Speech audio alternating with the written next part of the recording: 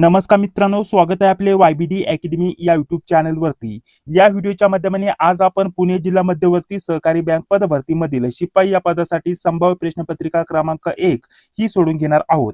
मित्रांनो, ही प्रश्नपत्रिका आपण पुणे जिल्ह्याच्या शिपाई पदाच्या 2026च्या अभ्यासक्रमानुसार बनवलेली आहे, जी की येत्या परीक्षेच्या दृष्टिकोनातून अतिशय महत्त्वाची असणार आहे। याच्यामध्ये संपूर्ण जेवढे पण प्रश्न आहेत त्यांची संपूर्ण स्पष्टीकरणासोबत उत्तरं आजच्या या व्हिडिओच्या माध्यमाने आपण जाणून घेणार आहोत। तर त्यासाठी नक्कीच या व्हिडिओला पूर्ण बघा। तर चला, जास्त व्हिडिओचा वेळ वाया न घालवता आपण या व्हिडिओला सुरुवात करत आहोत। याच्यामध्ये टोटल एकूण 70 प्रश्न आहेत मित्रांनो। तर हे प्रश्न तुम्हाला 75 मिनिटांमध्ये सोडवायचे असतात। जर तुम्हाला हे पीडीएफ पाहिजे असेल, तुम्हाला घर बसल्या प्रॅक्टिस करण्यासाठी ही प्रश्नपत्रिका सोडवायची असेल, तर या प्रश्नपत्रिकेचं पीडीएफ तुम्हाला कसं भेटेल याच्याबद्दल पुढे व्हिडिओमध्ये माहिती देणार आहे मित्रांनो। जेव्हा या व्हिडिओमध्ये आपले टोटल 10 प्रश्न सोडून होतील तेव्हा पीडीएफ बद्दल आणि बाकी जे पण आपल्या नोट्स आहेत आणि त्यासोबत टेस्ट आहे त्याच्याबद्दल तुम्हाला माहिती दिली जाईल मित्रांनो। ठीक आहे, तर चला आता डायरेक्टली पहिल्या प्रश्नासोबत या व्हिडिओला आपण सुरुवात करत आहोत मित्रांनो। पहिला जो विषय आहे त्याच्यावरती आपल्याला 20 प्रश्न विचारले जाणार आहेत। तो विषय असणार आहे शेती पतपुरवठा व त्रिस्तरीय रचनेची प्राथमिक माहिती। तर त्यातीलच आपल्याला हा पहिला प्रश्न दिलेला आहे मित्रांनो। आपल्याला बघा पहिला प्रश्न काय दिलेला आहे, भारतातील सहकारी पतव्यवस्थेची त्रिस्तरीय रचना प्रामुख्याने कोणत्या क्षेत्रासाठी महत्त्वाची आहे? तर कोणत्या क्षेत्रासाठी महत्त्वाची आहे मित्रांनो? ऑप्शन क्रमांक 2 म्हणजेच कृषी क्षेत्राशी संबंधित महत्त्वाचे आहे मित्रांनो। ऑप्शन क्रमांक 2 हे आपल्या प्रश्नाचं इथे योग्य उत्तर असणार आहे। याच्या व्यतिरिक्त तुम्हाला इतरही माहिती विचारली जाऊ शकते, ती माहिती लक्षात ठेवा मित्रांनो। जसे की भारतामधील सहकारी पतव्यवस्थेची त्रिस्तरीय रचना मुख्यतः कृषी क्षेत्राला पतपुरवठा करण्यासाठी महत्त्वाची आहे। याच्यामध्ये शेतकऱ्यांना विविध प्रकारची कर्ज उपलब्ध करून दिले जातात मित्रांनो, ही गोष्ट लक्षात घ्या। याच्या व्यतिरिक्त जर म्हटलं तर आपल्याला त्रिस्तरीय रचना याचा आपल्याला भाग कसा होतो मित्रांनो, कशा प्रकारची रचना केली जाते? सर्वात पहिल्यांदा जर म्हटलं तर आपल्याला सांगता येईल सर्वात वरच्या स्तराला राज्य सहकारी बँक, ठीक आहे, या असतात मित्रांनो। तर हा आपला पहिला टप्पा झाला। त्याच्यानंतर जर म्हटलं तर आपल्याला जिल्हा बँक असतात मित्रांनो, ठीक आहे, जिल्हा मध्यवर्ती बँक, ठीक आहे। त्याच्यानंतर याच्या खाली काय असतात मित्रांनो, आपल्याला सांगता येईल ग्रामीण पतपुरवठा बँक मित्रांनो, की आपण त्याला काय म्हणतो मित्रांनो, प्राथमिक कृषी पतसंस्था, ठीक आहे, प्राथमिक कृषी पतसंस्था, ठीक आहे।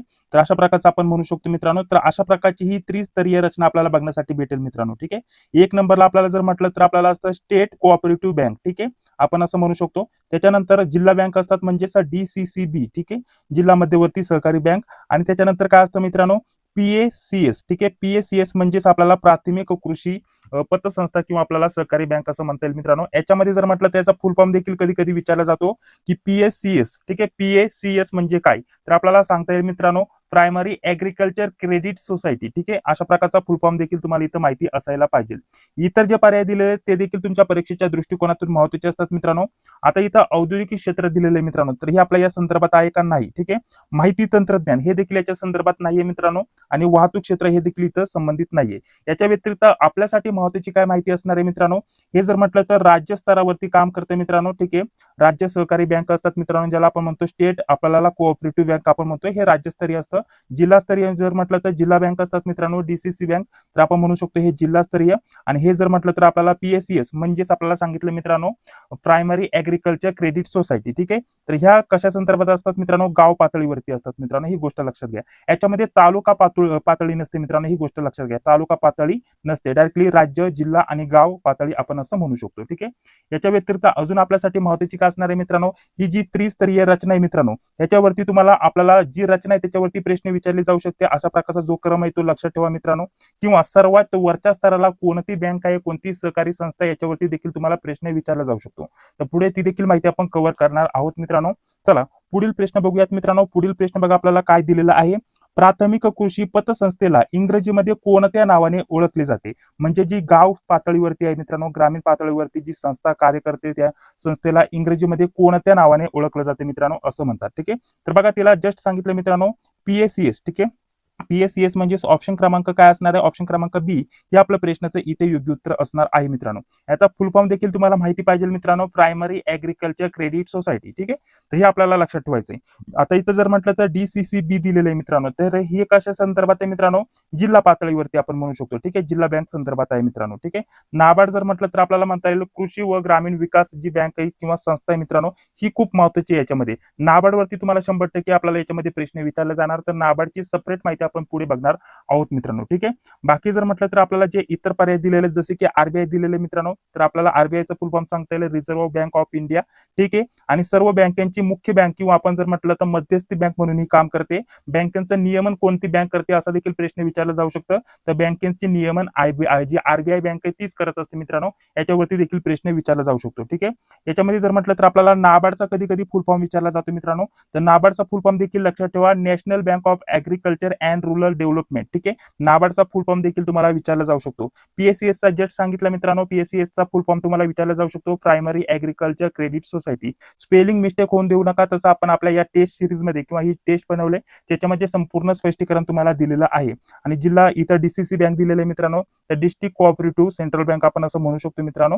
तर अशा प्रकारचे बाकीचे सर्व माहिती आणि फुल फॉर्म देखील तुम्हाला इथं माहिती असायला पाहिजे. थोडक्यात इथं माहिती काय सांगता येईल मित्रांनो, प्राथमिक कृषी पतसंस्थेला इंग्रजीमध्ये प्रायमरी ऍग्रीकल्चर क्रेडिट सोसायटी म्हणतात, म्हणजेच पीएससीएस म्हणतात. ही ग्रामीण भागातील शेतकऱ्यांना थेट पत पुरवठा करणारी प्राथमिक संस्था आहे मित्रांनो. ठीक आहे. प्राथमिक संस्था इथं हा एक शब्द लक्षात ठेवा मित्रांनो, त्याच्यावरती प्रश्न विचारला जाऊ शकतो. ठीक आहे. चला पुढील प्रश्न बघूयात मित्रांनो. पुढील प्रश्न बघा आता आपल्याला काय दिलेला आहे. जिल्हा मध्यवर्ती सहकारी बँक ही कोणत्या स्तरावरती कार्य करते, तर ती कोणत्या स्तरावरती काम करते मित्रांनो, जिल्हा पातळीवरती काम करते मित्रांनो. ऑप्शन क्रमांक 2 हे आपल्या इथं प्रश्नाचं इथे योग्य उत्तर असणार आहे मित्रांनो. आता गाव पातळीवरती जस्ट सांगितलं तुम्हाला पीएससीएस. ठीक आहे. पीएससीएस म्हणजेच आपल्याला प्रायमरी ऍग्रीकल्चर क्रेडिट सोसायटी. ठीक आहे.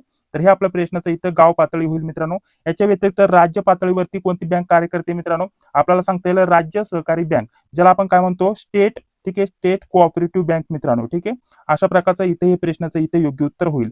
आणि राष्ट्रीय पातळीवरती जर म्हटलं तर आता सर्वात महत्त्वाची तर राष्ट्रीय पातळी विचारली तर पूर्ण आपल्या जर म्हटलं तर भारतामध्ये सर्वात महत्त्वाची राष्ट्रीय पातळीवरती अशा प्रकारची काम करणारी संस्था कोणती आहे मित्रांनो, ती आहे नाबार्ड मित्रांनो. ठीक आहे. नाबार्ड राष्ट्रीय स्तरावरती विकास वित्त जी संस्था आपण म्हणतो मित्रांनो कृषी क्षेत्रातली, तर ती आहे नाबार्ड मित्रांनो. याच्यावरती देखील तुम्हाला प्रश्न विचारला जाऊ शकतो. बाकीचे सर्व फुल फॉर्म शॉर्ट फॉर्म हे लक्षात ठेवा, त्याच्यावरती देखील तुम्हाला प्रश्न विचारले जाण्याची दाट शक्यता असणार आहे. तर इथे आपल्याला थोडक्यात माहिती काय सांगता येईल मित्रांनो, जिल्हा मध्यवर्ती सहकारी बँक म्हणजेच डिस्ट्रिक्ट सेंट्रल कोऑपरेटिव्ह बँक. ठीक आहे. डीसीसीबी ही जर म्हटलं तर मुख्यतः जिल्हा पातळीवरती काम करते. आणि पीएससीएस म्हणजे जे आपण म्हणू शकतो जी ग्राम स्तरावरती जी संस्था कार्य करते, त्याचसोबत राज्य सहकारी बँक याच्यामध्ये जी जोडणीची काम आहे मित्रांनो, तर ही जिल्हा बँकेचं हे जोडणीचं काम आहे मित्रांनो. ठीक आहे. तर याच्यावरती देखील प्रश्न विचारला जाऊ शकतो की गाव पातळीवरती जी संस्था काम करते आणि राज्य स्तरावरती जी काम करते संस्था, ठीक आहे, याच्या संदर्भातली कृषी क्षेत्रातील संदर्भातली, तर या दोन्ही संस्थांना किंवा दोन्ही बँकांना जोडण्याचं काम कोण करते,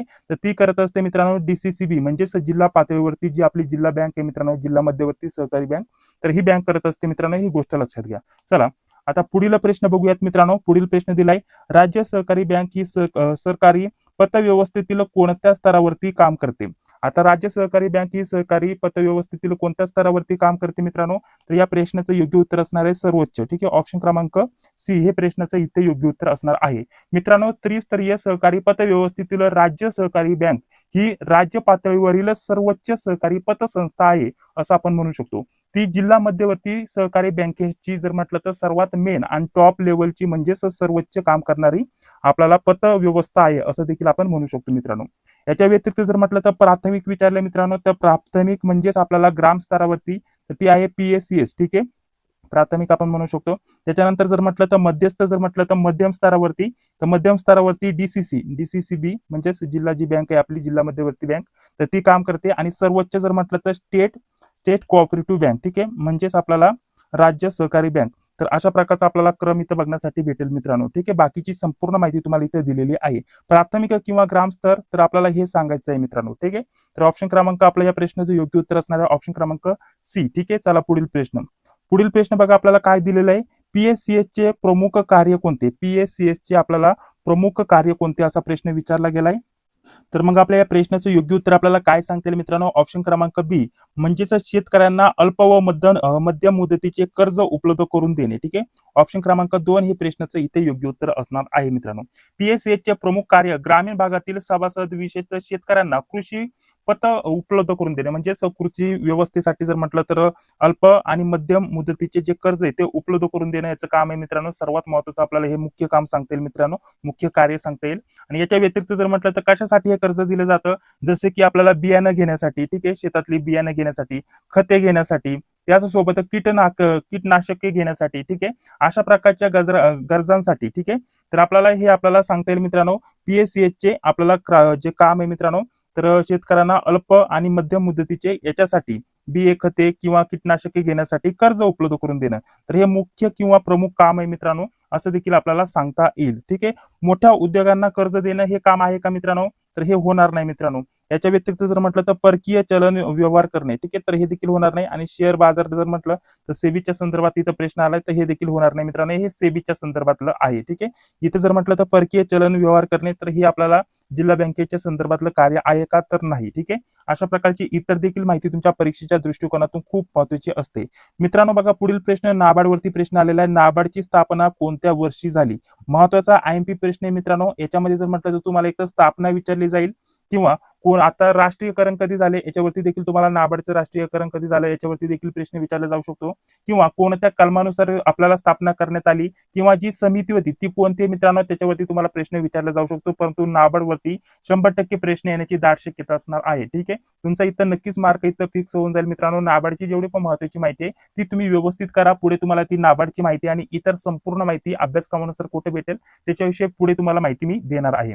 तर नाबार्डची स्थापना कधी झाली मित्रांनो, या प्रश्नाचं योग्य उत्तर असणार आहे 1982. ऑप्शन क्रमांक C हे प्रश्नाचं इथे योग्य उत्तर असणार आहे. पूर्ण जर दिनांक विचारली तर आपल्याला सांगता येईल 12 जुलै 1982. ठीक आहे.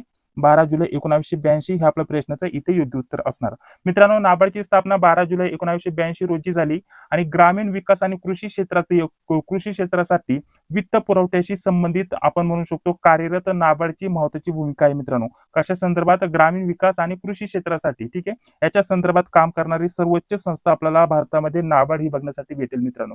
सर्वोच्च संस्था कोणती असा देखील प्रश्न विचारला जाऊ शकतो मित्रांनो. तर नाबार्ड ते आपल्या प्रश्नाचं तिथे योग्य उत्तर असणार आहे. नाबार्डचा फुल फॉर्म देखील तुम्हाला विचारला जाऊ शकतो. तर पुन्हा एकदा सांगतो, national bank of agriculture and rural development. ठीक आहे, लक्षात ठेवा मित्रांनो. तसं टायपिंग फॉर्मॅटमध्ये या PDF मध्ये भेटून जाईल. PDF तुम्हाला कुठे भेटेल त्याच्याबद्दल पुढे लगेच थोड्या वेळात माहिती मी देणार आहे. नाबार्डची स्थापना कोणत्या वर्षी झाली हे तुम्हाला समजून आलं. नाबार्डचं मुख्यालय कुठे आहे याच्यावरती देखील तुम्हाला प्रश्न विचारला जाऊ शकतो. तर मुंबई या ठिकाणी मुख्यालय आहे मित्रांनो. ठीक आहे. याच्या व्यतिरिक्त जर म्हटलं तर कार्य काय आहे, मुख्य कार्य आपल्याला विचारलं जाऊ शकतं. नाबार्डचं मुख्य कार्य काय आहे, तर कृषी व ग्रामीण विकासासाठी वित्तीय व विकासमात्मक आपण म्हणू शकतो विकासासाठी सहाय्य करणं असं आपण म्हणू शकतो. ठीक आहे. कृषी व ग्रामीण विकासासाठी वित्तीय, त्याच्यासोबत आपल्याला इतर जे सहाय्य ते करणं प्रमुख आपल्याला कार्य सांगता येईल. मुख्य उद्देश किंवा कार्य आपल्याला नाबार्डचं सांगता येईल मित्रांनो. बाकीचे जे वर्ष ते चुकीचे आहेत मित्रांनो. चला पुढे त्याच्यावरतीच प्रश्न इथे दिलेला आहे, नाबार्डचे मुख्यालय कुठे आहे? तर नाबार्डचे मुख्यालय तुम्हाला जस्ट सांगितलं मित्रांनो, नाबार्डचं मुख्यालय मुंबई या ठिकाणी मित्रांनो. ऑप्शन क्रमांक B हे प्रश्नाचं इथे योग्य उत्तर सांगता येईल मित्रांनो. स्थापना 1982, फुल form national bank for agriculture and rural development. तर हे आपल्याला बाकीची इतर देखील माहिती इथं असायला पाहिजे. ठीक आहे. पुढील 8 नंबरचा प्रश्न बघा, शेतकऱ्यांना पीक कर्ज देण्याचे प्रमुख उद्दिष्ट काय आहे? महत्त्वाचा प्रश्न मित्रांनो. तर या प्रश्नाचं योग्य उत्तर काय असणार आहे मित्रांनो? ऑप्शन क्रमांक B म्हणजेच शेतीच्या हंगामी गरजा पूर्ण करणे. तर हा प्रमुख उद्दिष्ट आपल्याला सांगता येईल मित्रांनो. ऑप्शन क्रमांक B हे ऑप्शन इथं बरोबर असणार आहे. थोडक्यात माहिती सांगायची जर म्हटलं तर पीक कर्ज शेतकऱ्यांना पिकाच्या हंगामातील जर म्हटलं तर आवश्यक खर्च भागवण्यासाठी दिलं जातं. याच्यामध्ये आवश्यक खर्च नक्की कोणता? बियाणं झालं, खत झालं, कीटनाशके झाली, मजुरी झाली. ठीक आहे. तर अशा संदर्भातला जो खर्च मित्रांनो तो भागवण्यासाठी पीक कर्ज हे शेतकऱ्यांना दिलं जातं मित्रांनो. त्याच्यामुळे ऑप्शन क्रमांक B हे आपल्या प्रश्नाचं इथे योग्य उत्तर असणार आहे मित्रांनो. चला पुढील बघा, पुढील 9 नंबरचा प्रश्न, सहकारी पतसंस्थेचा मूलभूत आधार कोणता? महत्वाचा IMP प्रश्न असणार आहे मित्रांनो. तर मूलभूत आधार ऑप्शन क्रमांक B हे प्रश्नाचं इथे योग्य उत्तर होईल, परस्पर सहकार्य. ठीक आहे. याच्यामध्ये थोडक्यात माहिती आपल्याला काय सांगता येईल मित्रांनो, सहकार व्यवस्थेचा मूलभूत आधार जो आहे मित्रांनो तो परस्पर सहकार्य हा आहे. ठीक आहे. याच्यामध्ये जे पण सभासद आहे मित्रांनो ते एकत्र येतात. ठीक आहे. ते एकत्र येऊन आर्थिक हित साधण्यासाठी संस्था चालवतात. तर त्याच्यामुळेच मूलभूत आधार जर म्हटलं तर परस्पर सहकार्य ऑप्शन क्रमांक B हे आपल्या प्रश्नाचं इथे योग्य उत्तर आपल्याला सांगता येईल मित्रांनो. पुढील बघा, पुढील देखील अतिशय महत्त्वाचा प्रश्न आहे मित्रांनो. कृषी सहकारी पतव्यवस्थेतील प्राथमिक कृषी पतसंस्थांना म्हणजेच PSES या संस्थांना कर्ज पुरवठा कोणत्या संस्थेमार्फत केला जातो? ठीक आहे, महत्त्वाचा प्रश्न आहे मित्रांनो. तर या प्रश्नाचं योग्य उत्तर असणार आहे DCCB म्हणजेच आपली डिस्ट्रिक्ट जी बँक आहे मित्रांनो, जिल्हा मध्यवर्ती सहकारी बँक. ठीक आहे, तर ह्या कर्ज पुरवठा करतात मित्रांनो. ठीक आहे, तर ऑप्शन क्रमांक बी हे प्रश्नाचं इथे योग्य उत्तर असणार आहे. थोडक्यात जर म्हटलं तर कृषी सहकारी पतव्यवस्थेतील जर म्हटलं तर त्रिस्तरीय जी रचना आहे मित्रांनो, राज्यस्तर याच्यावरती जर म्हटलं तर स्टेट आपण म्हणू शकतो, राज्य जिल्हा मध्यवर्ती बँक असं म्हणू शकतो, किंवा आपण स्टेट कोऑपरेटिव्ह बँक म्हणतो मित्रांनो. त्याच्यानंतर म्हटलं तर जिल्हा बँक येते आपली DCC बँक मित्रांनो. ठीक आहे, ठीक आहे, जिल्हा बँक याच्यामध्ये आल्यानंतर आपली शेवटला येते मित्रांनो ग्राम स्तरावरती जर म्हटलं तर PSES म्हणजेच प्राथमिक कृषी पतसंस्था आपण म्हणू शकतो मित्रांनो. ठीक आहे, तर ही येते मित्रांनो. तर आता जर म्हटलं तर या संस्थांना किंवा आपण म्हणू शकतो या पतसंस्थांना कर्ज पुरवठा कोण करतात मित्रांनो? जिल्हा बँक करत असतात मित्रांनो.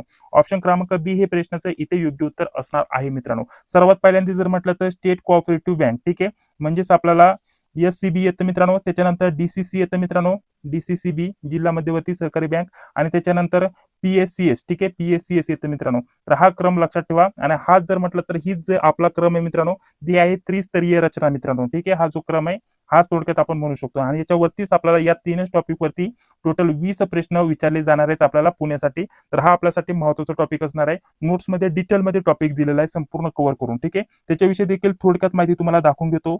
तर बघा मित्रांनो, नक्की हे जे 20 प्रश्न तुम्हाला येणार आहेत मित्रांनो, शेती पतपुरवठा त्रिस्तरीय रचना या विषयावरती, ते नक्की कोणत्या टॉपिक वरती येतील, कोणत्या महत्त्वाचे पॉईंट आहेत ते जाणून घेऊयात. आता हे सर्व जे पॉईंट आहेत ते आपण एका PDF नोट्स मध्ये तयार केलेले आहेत मित्रांनो. या नोट्स तुम्हाला कशा भेटतील, त्याचसोबत आपण जी प्रश्नपत्रिका सोडवत आहे मित्रांनो, ही प्रश्नपत्रिका तुम्हाला कशी भेटेल, ही संपूर्ण माहिती आता 5 ते 6 मिनिटांमध्ये आपण जाणून घेऊया. त्यानंतर लगेच पुढे व्हिडिओ आपण कंटिन्यू करणार आहोत. सर्वात महत्त्वाचं म्हणजे 20 प्रश्न तुम्हाला याच्यावरती विचारले जाणार आहेत, आणि 15 प्रश्न जे आहेत मित्रांनो ते बँकिंग सहकारवरती विचारले जाणार आहेत. तर दोन्ही टॉपिक अतिशय कमी वेळामध्ये 2-3 दिवसामध्ये जास्तीत जास्त प्रॅक्टिस करून तुम्ही जास्तीत जास्त सर्व टॉपिक इथं कव्हर करू शकतात. तर त्या हेतूने आपल्याला महत्त्वाचे टॉपिक कोणते करायचे आणि ते टॉपिक पूर्ण करण्यासाठी एकत्रित माहिती तुम्हाला कुठे भेटेल, तर त्याच्याविषयी थोडक्यात माहिती देतो मित्रांनो. तर बघा, भाग 1 याच्यामध्ये जर म्हटलं तर शेती पतपुरवठ्या संदर्भात जर म्हटलं तर मूलभूत जी माहिती ती आपल्याला करायची आहे मित्रांनो. याच्यामध्ये जर म्हटलं तर शेती पतपुरवठा म्हणजे नक्की काय, आवश्यक काय काय असते, कर्जाची जर म्हटलं तर जी गरज आहे मित्रांनो त्या क्षेत्रामधील त्याच्याविषयी माहिती, प्रमुख किती प्रकार आहे कर्जाचे ते झालं. त्याच्यामध्ये जे प्रकार आहेत मित्रांनो, अल्पकालीन, मध्यकालीन आणि दीर्घकालीन, तर याच्याविषयी माहिती मित्रांनो. ठीक आहे, आणि बाकी जेवढे पण पॉईंट आहेत मित्रांनो याच्यामध्ये हे सर्व कव्हर केलेत. टोटल जर म्हटलं तर बघा, टोटल 10 पॉईंट इथं कव्हर केलेत मित्रांनो. हा दुसरा भाग आहे मित्रांनो. याच्यामध्ये काय काय असणार आहे, कोणकोणत्या पतसंस्था, व्यापारी बँका, ग्रामीण बँका, नाबार्ड वगैरे इतर वित्तीय संस्था, याच्यावरती तुम्हाला प्रश्न नक्कीच विचारले जाणार. त्रिस्तरीय जी रचना आहे किंवा आपण जर म्हणू शकतो शेती पतपुरवठा, याच्यावरती जे 20 प्रश्न येणार आहेत ना, त्याचे टॉपिक हे मी तुम्हाला सांगत मित्रांनो. ठीक आहे, हे टॉपिक सर्व तुम्हाला कुठे भेटतील, लगेच पुढे मी माहिती देखील देणार आहे. त्याच्यानंतर बघा, हे देखील तुम्हाला करायचं मित्रांनो, राज्यस्तर, जिल्हा स्तर, आणि 3 नंबरचा जो प्रकार आहे मित्रांनो, गाव किंवा प्राथमिक स्तर. ठीक आहे, तर हे तिन्ही प्रकार तुम्हाला करायचे. त्याच्यामध्ये नक्की काय काय वाचायचे, स्थापना, उद्देश, कार्यक्षेत्र, सभासद, हे सर्व तुम्हाला करायचे. तर हे सर्व पॉईंट नुसार मी दिलेलं या PDF मध्ये, काय तशी काळजी करण्याची गरज नाही. ठीक आहे, तर हे संपूर्ण तुम्हाला झाल्यानंतर 3 नंबरचा विषय जो भाग आहे किंवा आपण म्हणू शकतो 3 नंबरचं प्रकरण कोणतं करायचं मित्रांनो, महाराष्ट्रातील सहकारी पतव्यवस्था जी आहे मित्रांनो त्याच्यावरती तुम्हाला प्रश्न विचारले जातील. तर हे व्यवस्थित करायचे. त्याच्यामध्ये कोणकोणते पॉईंट आहेत, बँकेची रचना, ठीक आहे, सहकारी बँक, जिल्हा बँक, हे सर्व जे आहेत मित्रांनो पतसंस्था वगैरे, त्यांची तुम्हाला माहिती इथं घ्यायची आहे. त्याच्यानंतर पुढे जर म्हटलं तर 4 नंबरचा टॉपिक आहे मित्रांनो जिल्हा बँक. ठीक आहे, याच्यामध्ये जर म्हटलं तर जिल्हा बँकेचा अर्थ, गरज, स्थापना, त्यासोबत रचना, सभासद, कार्य, व्यवहार, हे याच्यावरती तुम्हाला प्रश्न विचारले जातील. तर हे सर्व पॉईंट कव्हर केलेले आहेत. 5 नंबरचा पॉईंट तुम्हाला कोणता करायचा आहे, प्राथमिक कृषी पतसंस्था मित्रांनो. ठीक आहे, याच्यामध्ये जर म्हटलं तर आपल्याला सर्व जे PSCS चे कार्य आहेत मित्रांनो, त्याची स्थापना, कार्यक्षेत्र, सभासद, उद्दिष्ट, प्रमुख कार्य, हे सर्व करायचे मित्रांनो. ठीक आहे, शेती आणि त्याच्यानंतर 6 नंबरचं जे प्रकरण आहे मित्रांनो, शेती कर्जाचे प्रकार, याच्यावरती तुम्हाला करायचे. 7 नंबरचं जे प्रकार आहे मित्रांनो, पीक कर्ज, आणि त्यासोबत आपल्याला किसान क्रेडिट कार्ड, याच्यावरती देखील प्रश्न विचारले जातील. तर हे सर्व पॉईंट करायचे मित्रांनो. अशा प्रकारचं तुम्हाला हे सर्व अभ्यासायचे. त्याच्यानंतर नाबार्ड विषयी संपूर्ण माहिती करा. त्याच्यानंतर शेती पतपुरवठा संबंधित तुम्हाला संपूर्ण माहिती करायची, आणि त्याच्यानंतर बाकीचं जर म्हटलं तर जेवढे महत्त्वाचे टॉपिक आहेत ते खाली दिलेले आहेत मित्रांनो. तर या सर्व आपल्या PDF नोट्स मध्ये तुम्हाला हे भेटणार आहे मित्रांनो. हे सर्व थोडक्यात डेमो दाखवलं, ही आपली होती अनुक्रमणिका. ठीक आहे, थोडंसं खाली आल्यानंतर जसं की पहिला आपला भाग इथं सुरू झाला, आपला जो पहिलं प्रकरण होतं ते सुरू झालेलं आहे. तर त्या पहिल्या भागामधील किंवा प्रकरणामधील जर म्हटलं तर बघा, हा पहिला पॉईंट होता आपला. तर त्याच्याविषयी इथं माहिती दिली, IMP पॉईंट दिलेत मित्रांनो सर्व काही. ठीक आहे, उद्दिष्ट, त्याच्यानंतर एक्झाम पॉईंट, एक्झामचे रिलेटेड महत्त्वाचे IMP पॉईंट इथं मी दिलेत. ठीक आहे, महत्त्वाचे जेवढे पण प्रश्न उत्तर असतील ते लगेच इथं खाली दिलेले आहेत. ठीक आहे, म्हणजे जो पहिला टॉपिक आहे त्याच्यामधला पहिला पॉईंट, त्याच्याविषयी महत्त्वाची माहिती, लगेच प्रश्न उत्तर, लगेच दुसरा पॉईंट इथं सुरू झाला, त्याच्याविषयी माहिती, महत्त्वाच्या IMP पॉईंट, ठीक आहे. हे सर्व झाल्यानंतर आपल्याला एक्झाम पॉईंट दिले सर्व आणि लगेच महत्त्वाचे प्रश्न उत्तर जे तयार होतात ते दिलेले आहेत मित्रांनो. तर याच स्वरूपामध्ये हे सर्व आपण जर म्हटलं तर हे जेवढे पण टॉपिक आहेत मित्रांनो, जेवढे पण आपले महत्त्वाचे भाग आहेत त्याच्यानुसार महत्त्वाचे पॉईंट आहेत ते सर्व आपण या पीडीएफ मध्ये कव्हर केलेले आहेत मित्रांनो. टोटल जर म्हटलं तर 200 प्लस पेजेसचं हे पीडीएफ असणार आहे मित्रांनो. तर याच्यामध्ये आपण स्पेशल शेती पत पुरवठ्याची संपूर्ण डिटेलमध्ये माहिती दिलेली आहे मित्रांनो, ज्याच्यावरती तुम्हाला 20 प्रश्न येणार आहेत मित्रांनो. तर अशाच प्रकारचं जर म्हटलं तर बघा, आपलं बँकिंग सहकार देखील संपूर्ण डिटेलमध्ये मी कव्हर केलेलं आहे. बँकिंग सहकारचं हे पीडीएफ असणार आहे मित्रांनो. टोटल जर म्हटलं तर 165 पेजेसचं पीडीएफ आहे. याच्यामध्ये हे सर्व टॉपिक आहेत, ते सर्व टॉपिक कव्हर केलेले आहेत याच स्वरूपामध्ये बघा. हे सर्व टोटल जर म्हटलं तर बँकिंगचे 19 टॉपिक केलेत मित्रांनो आणि त्याच्यासोबत सहकारचे टोटल किती टॉपिक केलेत? 18 टॉपिक कव्हर केलेत मित्रांनो. ठीक आहे. आता संपूर्ण सारखंच असणार आहे. याच्या देखील आपल्या नोट्स सारख्याच आहेत मित्रांनो. सर्वप्रथम जर म्हटलं तर पहिलं प्रकरण सुरू झालं, व्याख्या, त्याच्याविषयी माहिती, आयएमपी पॉईंट. त्याच्यानंतर पुढे जर म्हटलं तर लगेच प्रश्न उत्तर आपल्याला बघण्यासाठी भेटतील. म्हणजे तुम्हाला जर म्हटलं तर जास्त वाचायला वेळ नसेल तर डायरेक्टली तुम्ही जे आयएमपी प्रश्न उत्तर दिलेत मित्रांनो ते देखील इथे डायरेक्टली करू शकता मित्रांनो. या स्वरूपामध्ये अतिशय शॉर्ट मध्ये आपण नोट्स दिलेत आणि डिटेलमध्ये देखील नोट्स दिलेत, जेणेकरून कमी वेळात देखील तुम्ही जास्तीत जास्त अभ्यास करू शकता. ठीक आहे. तर चला आता या नोट्स आणि आपले जर म्हटलं तर ही टेस्ट आता सध्याला आपण बनवलेली आहे ती कशी भेटली याच्याबद्दल माहिती देतो. तर बघा मित्रांनो, जिल्हा बँकेसाठी आपण गेल्या 4-5 वर्षापासून नोट्स उपलब्ध करून देतोय. तर पुणे जिल्ह्यासाठी देखील आपण सर्व विषयाच्या नोट्स उपलब्ध करून देतोय. याच्यामध्ये शेती पत पुरवठ्याचे देखील भेटतील, त्याचसोबत आपल्याला बँकिंग सहकार, कृषी ग्रामीण अर्थव्यवस्था आणि बाकी सर्व विषयांचे देखील भेटतील. परंतु हे बाकीचे विषय तुम्हाला विचारले जाणार नाही. याच्यातील संगणक नव्हे तुम्हाला, तर इथं सामान्य ज्ञान आणि चालू घडामोडी हा विषय आहे मित्रांनो. तर या विषयाचे देखील तुम्हाला नोट्स उपलब्ध करून देतोय मित्रांनो. ठीक आहे. सर्वांची एकत्रित किंमत आपल्याला असणार आहे 229 मध्ये. ठीक आहे. याच्यामध्ये खूप डिटेलमध्ये नोट्स आहेत मित्रांनो. सांगितल्याप्रमाणे तुम्हाला जस्ट दाखवलं शेती पत पुरवठ्याच्या आपल्याला जेवढे पण महत्त्वाचे टॉपिक आहेत ते सर्व कव्हर केलेत आयएमपी प्रश्नासोबत. ठीक आहे. बँकिंग सहकारचे देखील भेटतील मित्रांनो. आणि जो आपल्याला अभ्यासक्रम दिलेला आहे, ठीक आहे, हा जो अभ्यासक्रम आहे सामान्य ज्ञान, चालू घडामोडी देखील तुम्हाला लेटेस्ट जुलै पर्यंतच भेटून जाईल मित्रांनो. कृषी व ग्रामीण अर्थव्यवस्था याचे देखील तुम्हाला आयएमपी प्रश्न आपण देतो मित्रांनो. आणि गणित बुद्धिमत्ता दोन्ही देतोय. बुद्धिमत्ता देखील सेपरेट तुम्हाला भेटून जाईल आपल्या या नोट्समध्ये. म्हणजे एकत्रित कमी वेळात जास्तीत जास्त अभ्यास करण्यासाठी या नोट्स आपण तयार केलेल्या आहेत मित्रांनो. अतिशय महत्त्वाच्या असणार आहेत. त्याचे तुम्ही या सर्व नोट्स पीडीएफ स्वरूपामध्ये असतील, त्याचे तुम्ही झेरॉक्स देखील घेऊ शकता किंवा मोबाईलवरती देखील रीड करू शकता. सर्व टायपिंग मध्ये आहेत मित्रांनो, जेणेकरून अतिशय कमी वेळात तुमच्या लगेच लक्षात येऊन जातं. ठीक आहे. तर यांना जॉईन होण्यासाठी इथं नंबर दिलेले आहेत बघा. कोणत्याही नंबरवरती तुम्ही पेमेंट करू शकता. 199चं, ठीक आहे, सॉरी 229चं. इथं आपल्याला दोन्ही नंबर दिलेले आहेत मित्रांनो. तर 229 मध्ये तुम्हाला या 7 ते 8 विषयाच्या नोट्स उपलब्ध करून दिल्या जातील. याच्या व्यतिरिक्त मागील झालेल्या 95 प्लस प्रश्नपत्रिका वेगवेगळ्या जिल्ह्यांच्या उपलब्ध करून दिल्या जातील. याच्यामध्ये लिपिकच्या सर्व झालेल्या जिल्ह्यांच्या वेगवेगळ्या जिल्ह्यांच्या प्रश्नपत्रिका देखील तुम्हाला इथं भेटून जातील उत्तरासोबत. ठीक आहे. तर तुम्हाला जॉईन होण्यासाठी इथं बघा नंबर दिलेले आहेत. ठीक आहे. कोणत्याही नंबरवरती पेमेंट करू शकता, कोणत्याही नंबरवरती स्क्रीनशॉट पाठवू शकता. स्क्रीनशॉट पाठवण्यासाठी व्हॉट्सअपसाठी आपल्याला दोन्ही नंबर आहेत मित्रांनो. पेमेंटसाठी देखील दोन्ही नंबर चालू आहे आणि व्हॉट्सअपसाठी देखील दोन्ही नंबर चालू आहे मित्रांनो. आता याच्यामध्ये नक्की तुम्हाला काय काय भेटणार आहे पुन्हा एकदा सांगतो. या 7 ते 8 विषयाचे नोट्स तुम्हाला याच्यामध्ये सर्व विषय नाही आहेत मित्रांनो. शिपाई पदासाठी तुम्हाला कोणकोणते विषय आहेत मग इथं बघा. सामान्य ज्ञान व चालू घडामोडी हा एक विषय आहे. त्यासोबत बँकिंग सहकार हा एक विषय आहे. कृषी व ग्रामीण अर्थव्यवस्था हा एक विषय आहे मित्रांनो. या विषयाचे नोट्स भेटतील. त्याचसोबत आपल्याला शेती पत पुरवठा हा एक विषय मित्रांनो. त्याच्या देखील तुम्हाला डिटेलमध्ये नोट्स भेटतील 200 प्लस पेजेसच्या. प्रत्येक विषयाच्या सेपरेट नोट्स असणार आहे याच स्वरूपामध्ये, जेणेकरून कमी वेळात तुमचा जास्तीत जास्त अभ्यास इथं होऊन जाईल मित्रांनो. हाच आपला दृष्टिकोन आहे मित्रांनो. याच्या व्यतिरिक्त या बाकीच्या विषयाच्या देखील तुम्हाला नोट्स याच्यामध्ये भेटून जातील, जेणेकरून इतर भरतींची तुम्ही तयारी करत असाल, सरळ सेवेची तयारी करत असाल तर त्या दृष्टिकोनातून या बाकी विषयाच्या नोट्स देखील तुमच्या कामी येतील मित्रांनो.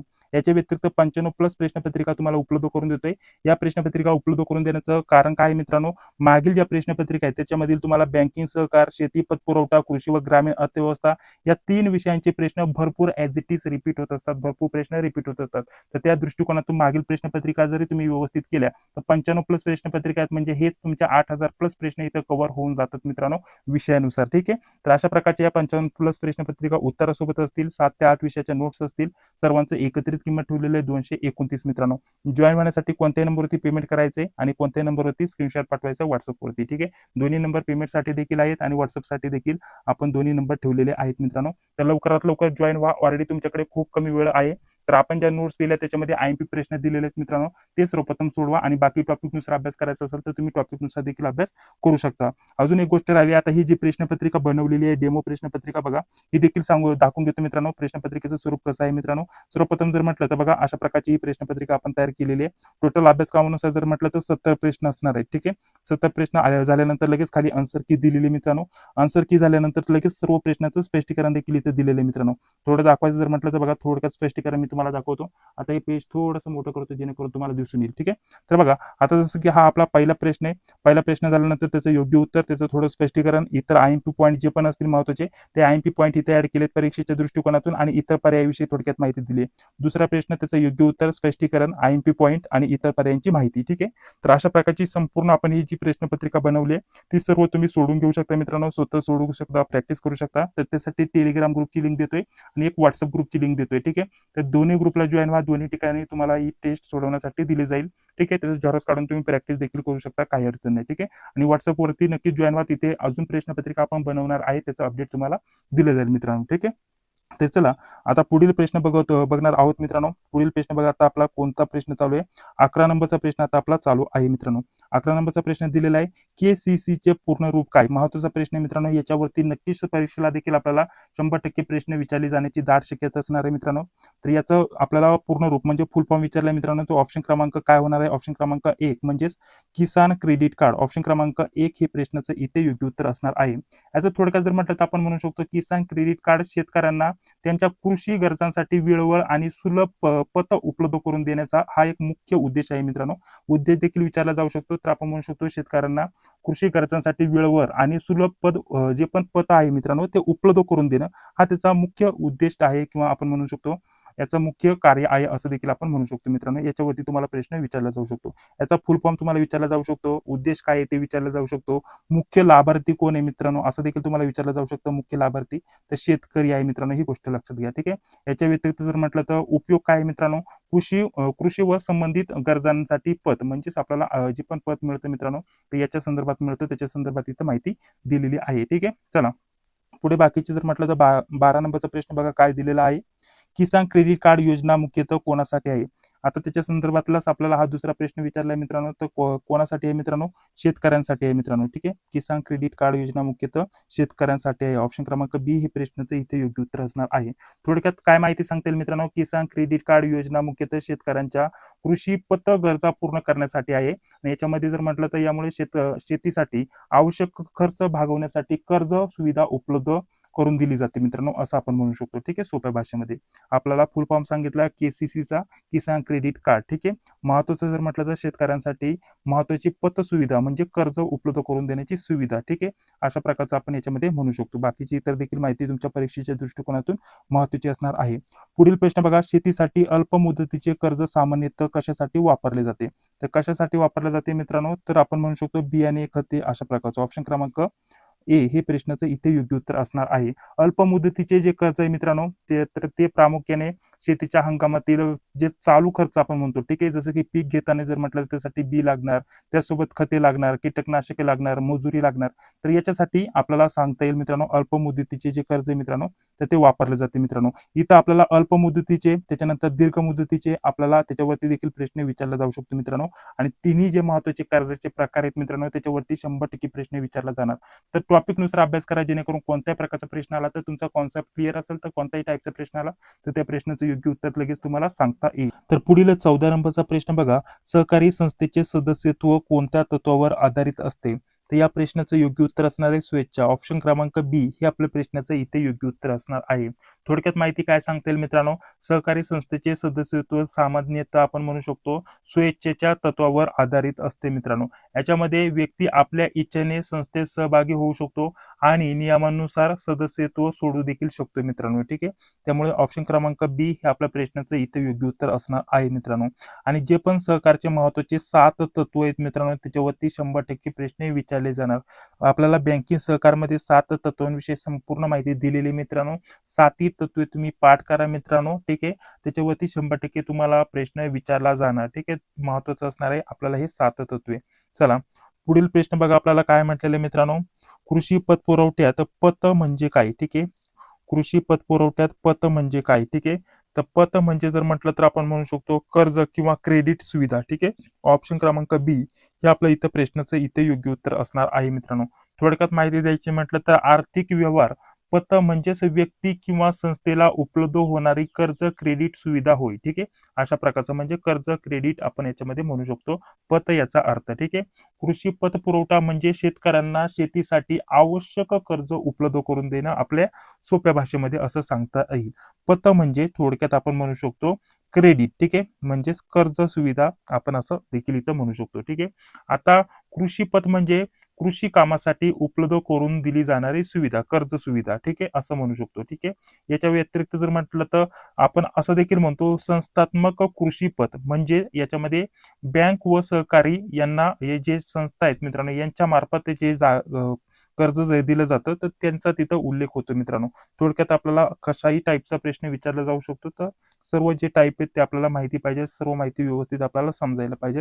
त्यानंतर कसाही प्रश्न आला तरी त्याचं उत्तर आपल्याला लगेच देता येतं. पुढील बघा, ग्रामीण भागातील संस्थात्मक कृषी पत पुरवठ्याचा प्रमुख उद्देश कोणता?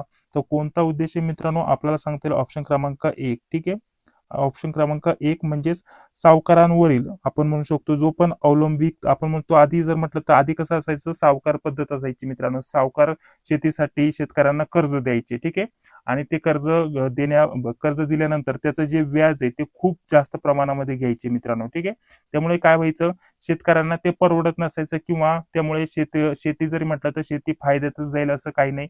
त्याच्यामुळे शेतकऱ्यांना मोठ्या प्रमाणामध्ये जर म्हटलं तर वेगवेगळ्या ज्या पण आहेत त्या असुविधा उपलब्ध व्हायच्या. ठीक आहे, आणि जे पण आव्हान आहे मोठ्या शेतकऱ्यांपुढे उभं राहायचं. ठीक आहे, तर याचा जो सावकारांवरील जो आपण म्हणू शकतो अवलंब असायचा शेतकऱ्यांचा, तर तो कमी करणं हा प्रमुख उद्देश इथं सांगता येईल मित्रांनो. ऑप्शन क्रमांक ए हे प्रश्नाचं इथे योग्य उत्तर असणार आहे. आता हे सावकार कडून जे शेतकऱ्यांना कर्ज घ्यायला लागायचं तिथून न घ्यायचा ते डायरेक्टली इथं जे आपण पत पुरवठा आहेत मित्रांनो, कृषी पत पुरवठा संस्था किंवा आपण म्हणू शकतो ज्यावर पण आता बँक आहेत मित्रांनो, त्या ह्या पतपुरवठा म्हणजे आपल्याला क्रेडिट कर्ज उपलब्ध करून देतात. त्याच्यामुळे इथं सावकाराची गरज पडत नाही मित्रांनो शेतकऱ्यांना. तर हा इथं थोडक्यात आपल्या भाषेमध्ये आपण म्हणू शकतो प्रमुख उद्देश आहे. ठीक आहे, चला पुढील प्रश्न बघा काय दिलेला आहे मित्रांनो. शेतकऱ्याला पीक कर्ज कोणत्या उत्पादनासाठी दिले जाऊ शकते? तर कोणत्या उत्पादनासाठी दिले जाऊ शकते मित्रांनो? तर या प्रश्नाचं योग्य उत्तर काय असणार आहे मग? ऑप्शन क्रमांक डी म्हणजेच वरील सर्व. आपल्याला बियाणे खरेदी करण्यासाठी देखील दिलं जाऊ शकतं, खते, कीटकनाशके, त्याचं मजुरी, शेतीसाठी इतर जो खर्च होतो मित्रांनो. ठीक आहे, तर शेतीचे जे पण अवजारे वगैरे असतील शेतीसाठी आपण वापरतो तेवढे, तर ते सर्वांसाठी आपल्याला शेतीसाठी इथं कर्ज दिलं जाऊ शकतं मित्रांनो. वरील सर्व हे आपल्या प्रश्नाचं इथं योग्य उत्तर असणार आहे मित्रांनो. चला पुढील प्रश्न बघा आपल्याला काय दिलेलं मित्रांनो. सहकारी बँकिंग व्यवस्थेत अंतिम ग्राहक म्हणून कोण असतो? अंतिम ग्राहक असतो मित्रांनो, कोण असतो? महत्वाचा प्रश्न आहे मित्रांनो. तर तो असतो शेतकरी मित्रांनो. ठीक आहे, किंवा सभासद. ऑप्शन क्रमांक ए प्रश्नाचं इथे योग्य उत्तर असणार आहे मित्रांनो. ग्रामीण सहकारी आपण म्हणू शकतो पतव्यवस्थेत शेतकरी आणि सभासद हे आपण पतसेवेतील अंतिम लाभार्थी असतात असं म्हणू शकतो. यांना शेती व इतर गरजांसाठी पत सुविधा म्हणजेच क्रेडिट किंवा कर्ज सुविधा उपलब्ध करून दिल्या जातात मित्रांनो. असं देखील इथं आपल्याला सांगता येईल मित्रांनो. आणि शेतकऱ्यांशी थेट जोडलेली जाणारी प्राथमिक संस्था कोणती असं देखील आपल्याला विचारलं जाऊ शकतं मित्रांनो. तर ती आहे PSCS मित्रांनो, ही गोष्ट लक्षात घ्या. ठीक आहे, अशा प्रकारचा आपल्याला या टाईपचा देखील तुम्हाला प्रश्न विचारला जाऊ शकतो. बाकीचे प्रश्न इथं चुकीचे असणार आहेत. पुढील प्रश्न बघा, बाकीचे प्रश्न नव्हे पर्याय चुकीचे इथं असणार आहेत. पुढील प्रश्न बघा, ग्रामीण अर्थव्यवस्थेचा प्रमुख आधार कोणता? ग्रामीण अर्थव्यवस्थेचा प्रमुख आधार कोणता? तर ऑप्शन क्रमांक ए म्हणजेच शेती मित्रांनो. ऑप्शन क्रमांक ए हे प्रश्नाचं इथे योग्य उत्तर सांगता येईल. भारताच्या ग्रामीण अर्थव्यवस्थेत शेतीचे महत्वाचं आपल्याला उच्च स्थान बघण्यासाठी भेटेल. ठीक आहे, ग्रामीण भागात रोजगार, उत्पन्न आणि अनेक पूरक व्यवसाय शेतीशी संबंधित असतात मित्रांनो.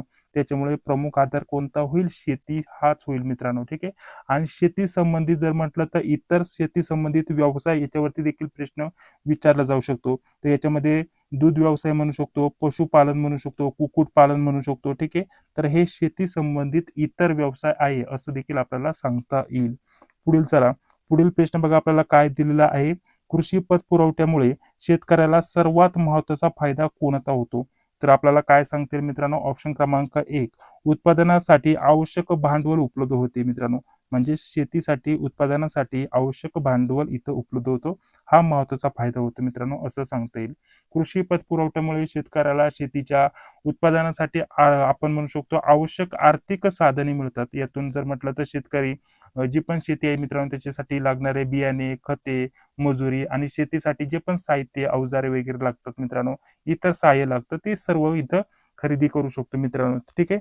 तर त्याचा इथं महत्वाचा हा फायदा आपल्याला सांगता येईल. चला पुढे जर म्हटलं तर बघा, बँकिंग सहकारला आता इथं सुरुवात झालेली आहे मित्रांनो. हा आता आपला जर म्हटलं तर विभाग 2 सुरू झाला, म्हणजे दुसरा विषय सुरू झाला. त्याच्यामध्ये बँकिंग वरती आपल्याला बँकिंग सहकारवरती किती प्रश्न विचारले जाणार आहेत मित्रांनो? 15 प्रश्न. तर चला याचे देखील आता हे प्रश्न आपण बघूयात. तर बघा पहिला प्रश्न काय दिलेला आहे मित्रांनो? आरबीआयची स्थापना कोणत्या वर्षी झाली? महत्त्वाचा प्रश्न आहे मित्रांनो. आरबीआय वरती तुम्हाला 100% प्रश्न विचारला जाणार. ठीक आहे. आरबीआयच्या याच्यामध्ये जर म्हटलं तर आरबीआयचे गव्हर्नर याच्यावरती प्रश्न विचारला जाऊ शकतो. स्थापनावरती, मुख्यालयावरती किंवा आपल्याला जे पण राष्ट्रीयकरण झाले त्याच्यावरती प्रश्न विचारला जाऊ शकतो. आरबीआयचा जो अधिनियम आहे, सॉरी याच्यामध्ये आरबीआय ऍक्ट वरती प्रश्न विचारला जाऊ शकतो. ठीक आहे. तर आरबीआय विषयी तुम्हाला जेवढी पण महत्त्वाची माहिती असेल ती सर्व पाठांतर करणं गरजेचं असणार आहे. तर आपल्याला सांगता येईल कोणत्या वर्षी झाली, तर या प्रश्नाचं योग्य उत्तर असणार आहे 1935. पूर्ण दिनांक जर विचारली तर आपल्याला सांगता येईल 1 एप्रिल. ठीक आहे. 1 एप्रिल 1935 हे आपलं प्रश्नाचं इथे योग्य उत्तर असणार आहे. स्थापनाचं वर्ष इथं आपल्याला विचारलेलं होतं. याच्यामध्ये आपल्याला मुख्यालय देखील विचारलं जाऊ शकतं. ठीक आहे. तर मुख्यालय आपल्याला आरबीआयचं सांगता येईल मुंबई. ठीक आहे. मुंबई या ठिकाणी मुख्यालय सांगता येईल. याच्यामध्ये जर म्हटलं तर भारताची आपल्याला मध्यवर्ती बँक कोणती? मध्यवर्ती बँक. ठीक आहे. मध्यवर्ती बँक तर ती आहे मित्रांनो आरबीआय. ही गोष्ट लक्षात घ्या. Reserve bank of India. ठीक आहे. मध्यवर्ती बँक कोणती असा देखील तुम्हाला प्रश्न विचारला जाऊ शकतो मित्रांनो. कधी कधी एकदम सोपे प्रश्न विचारले जातात मित्रांनो. जसं की आरबीआयचा फुल फॉर्म तुम्हाला विचारला जाऊ शकतो.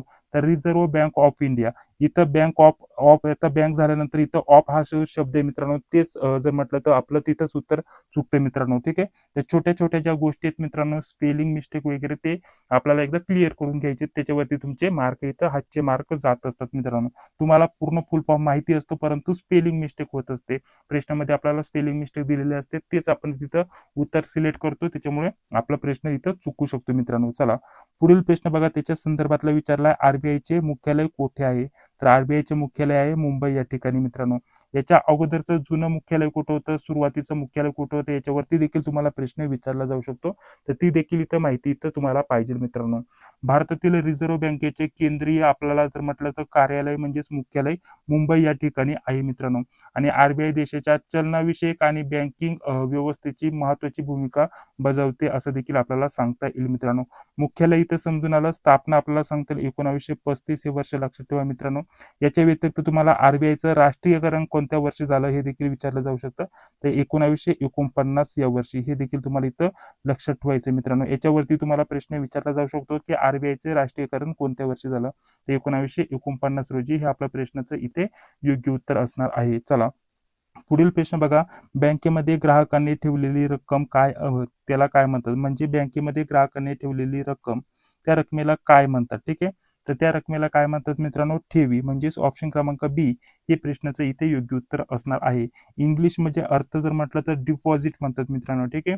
ग्राहक जर म्हटलं तर ग्राहक बँकेत जे पैसे जमा करतो त्याला ठेवी म्हणजेच डिपॉझिट म्हणतात मित्रांनो. या ठेवीवर जर म्हटलं तर वापर बँकिंग नियमानुसार जर म्हटलं तर सेव्हिंग अकाउंटला व्याज देखील मिळतं. असा देखील तुम्हाला प्रश्न विचारला जाऊ शकतो की व्याज. आता इथं करंट अकाउंट आणि सेव्हिंग अकाउंट हे दोन प्रकार महत्वाचे आपल्यासाठी असणार आहे. याच्यामध्ये जर म्हटलं तर करंट अकाउंट म्हणजे चालू अकाउंट आपण म्हणू शकतो. चालू अकाउंट. ठीक आहे. चालू खाते आपण असं आपल्या भाषेमध्ये म्हणू शकतो. तर चालू जे खाते मित्रांनो, चालू खाते याला जर म्हटलं तर आपल्या खात्यामध्ये जेवढी जी रक्कम असते मित्रांनो त्याला कोणत्याही प्रकारची बँक व्याज देत नाही मित्रांनो. याच्यावरती प्रश्न रिपीट होत असतो. भरपूर वेळा प्रश्न विचारला गेलाय की कोणत्या प्रकारच्या खात्यामध्ये तुम्हाला व्याज भेटत नाही, तुमच्या पैशाला ठेवीला व्याज भेटत नाही आणि सेव्हिंग अकाउंटमध्ये तुम्हाला व्याज भेटत असतं. ही गोष्ट लक्षात घ्या मित्रांनो. इथला हा एक महत्वाचा फरक असणार आहे. किंवा आपल्याला सीए आणि त्यासोबत आपल्याला सीए एसए म्हणजेच करंट अकाउंट सेव्हिंग अकाउंट याच्यावरती तुम्हाला प्रश्न विचारला जाऊ शकतो मित्रांनो. ठीक आहे. याच्यामध्ये जर म्हटलं तर आपल्याला अजून काय महत्वाचं असणार आहे, करंट डिपॉझिट म्हणजे याच्यावरती देखील प्रश्न विचारला जाऊ शकतो. तसं नोट्समध्ये डिटेलमध्ये मी माहिती कव्हर केलेली आहे. तर त्याच्यामध्ये तुम्ही व्यवस्थित तो पॉईंट जो आहे तो क्लिअर करून घ्या मित्रांनो. ठीक आहे. बाकी चला पुढील प्रश्न बघा आपल्याला काय दिलेलं आहे मित्रांनो. पुढील प्रश्न, बचत खाते मुख्यतः कोणासाठी उपयुक्त आहे? बचत खातं, ठीक आहे, म्हणजेच आपण त्याला काय म्हणतो मित्रांनो, थोडक्यात आपण म्हणू शकतो सामान्य ग्राहकासाठी ते महत्वाचं असतं मित्रांनो. बचत खातं आपण असं म्हणू शकतो. त्याच्यामध्ये आपण जर म्हटलं तर आपली जे अमाऊंट आहे ती आपल्याकडे आल्यानंतर आपण एका खात्यामध्ये बचत करून ठेवत असतो मित्रांनो, ठीक आहे. तर याच्यासाठी जर म्हटलं तर जे सामान्य ग्राहक आहे त्यांच्यासाठी ते महत्वाचं उपयुक्त आहे मित्रांनो, असं सांगता येईल. ऑप्शन क्रमांक ए हे प्रश्नाचं इथे योग्य उत्तर असणार आहे. बचत खातं सामान्य व्यक्तींना नियमित बचत आणि दैनंदिन बँकिंग व्यवहारासाठी उपयुक्त ठरते मित्रांनो.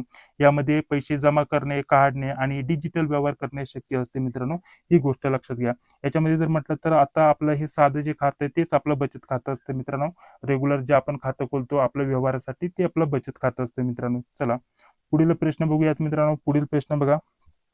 पुढील प्रश्न दिलेला आहे, IFSC चा उपयोग कशासाठी केला जातो? आता IFSC, ठीक आहे, IFSC याच्यामध्ये आपल्याला कोणकोणत्या टाईपचे प्रश्न विचारला जाऊ शकतो?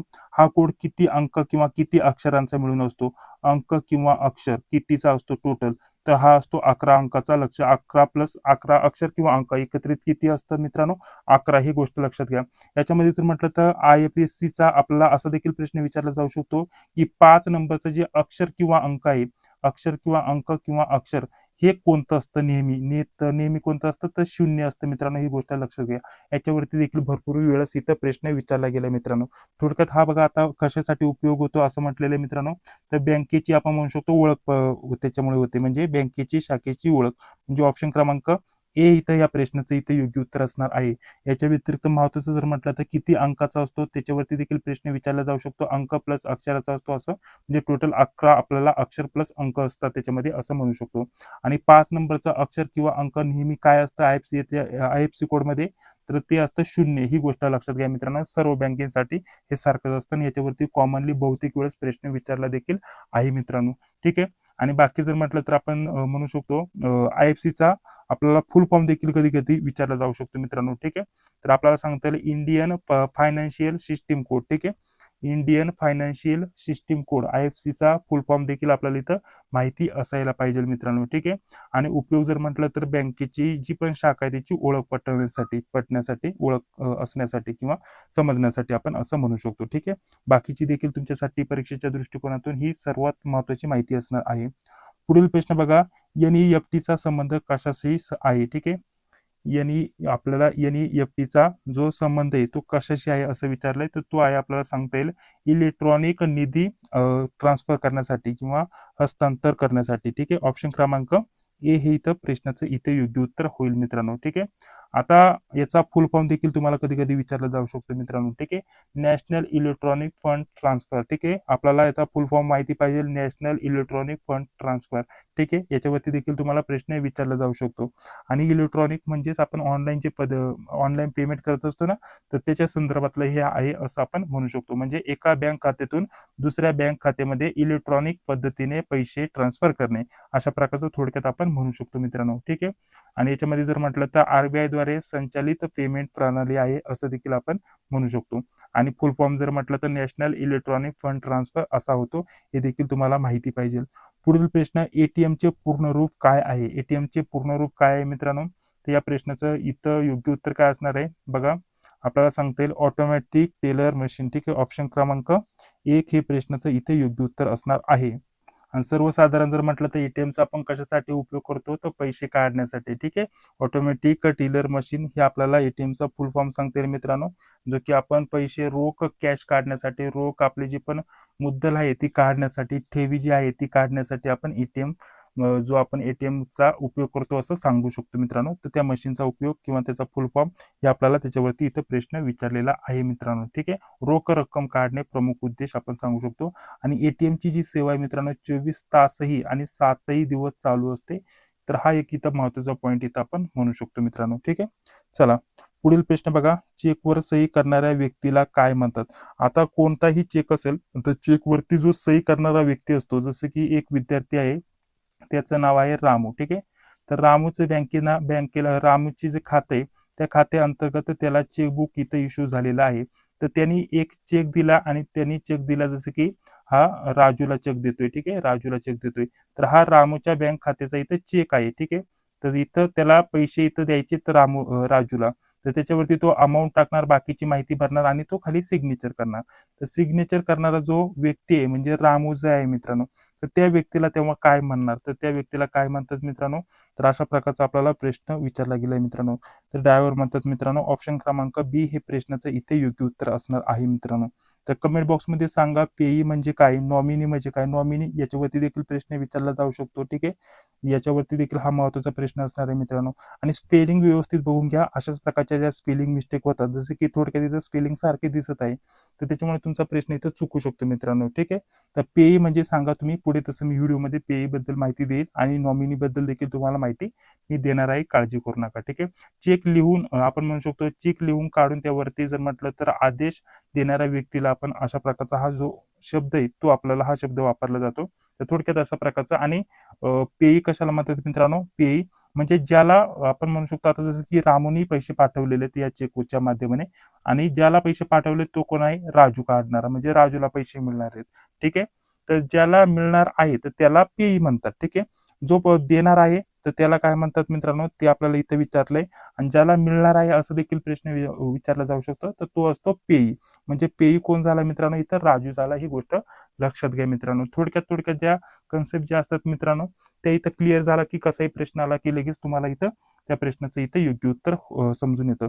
तर चला याचं देखील बाकीची माहिती इथं बघून घेऊयात मित्रांनो. पुढे पुन्हा टाइम भेटला नाही भेटला तर तुमचा प्रश्न स्किप होऊ शकतो.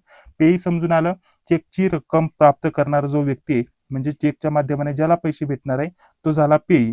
त्याच्यानंतर आपल्याला इथं ड्रायव्हर दिलं मित्रांनो, तर जो रक्कम देणार आहे, ठीक आहे, जो रक्कम देणार आहे चेकच्या माध्यमाने, तर तो आपण म्हणू शकतो तो व्यक्ती. ठीक आहे, आपण असं म्हणू शकतो ती बँक म्हणू शकतो असं, किंवा त्या बँकेच्या संदर्भातला व्यक्ती. आणि इथेच आपल्याला 3 नंबरचं ऑप्शन दिलेलं बघा इथं ड्राईव्ह. ठीक आहे, आता हा या शब्दाचा अर्थ देखील एक महत्वाचा आहे मित्रांनो.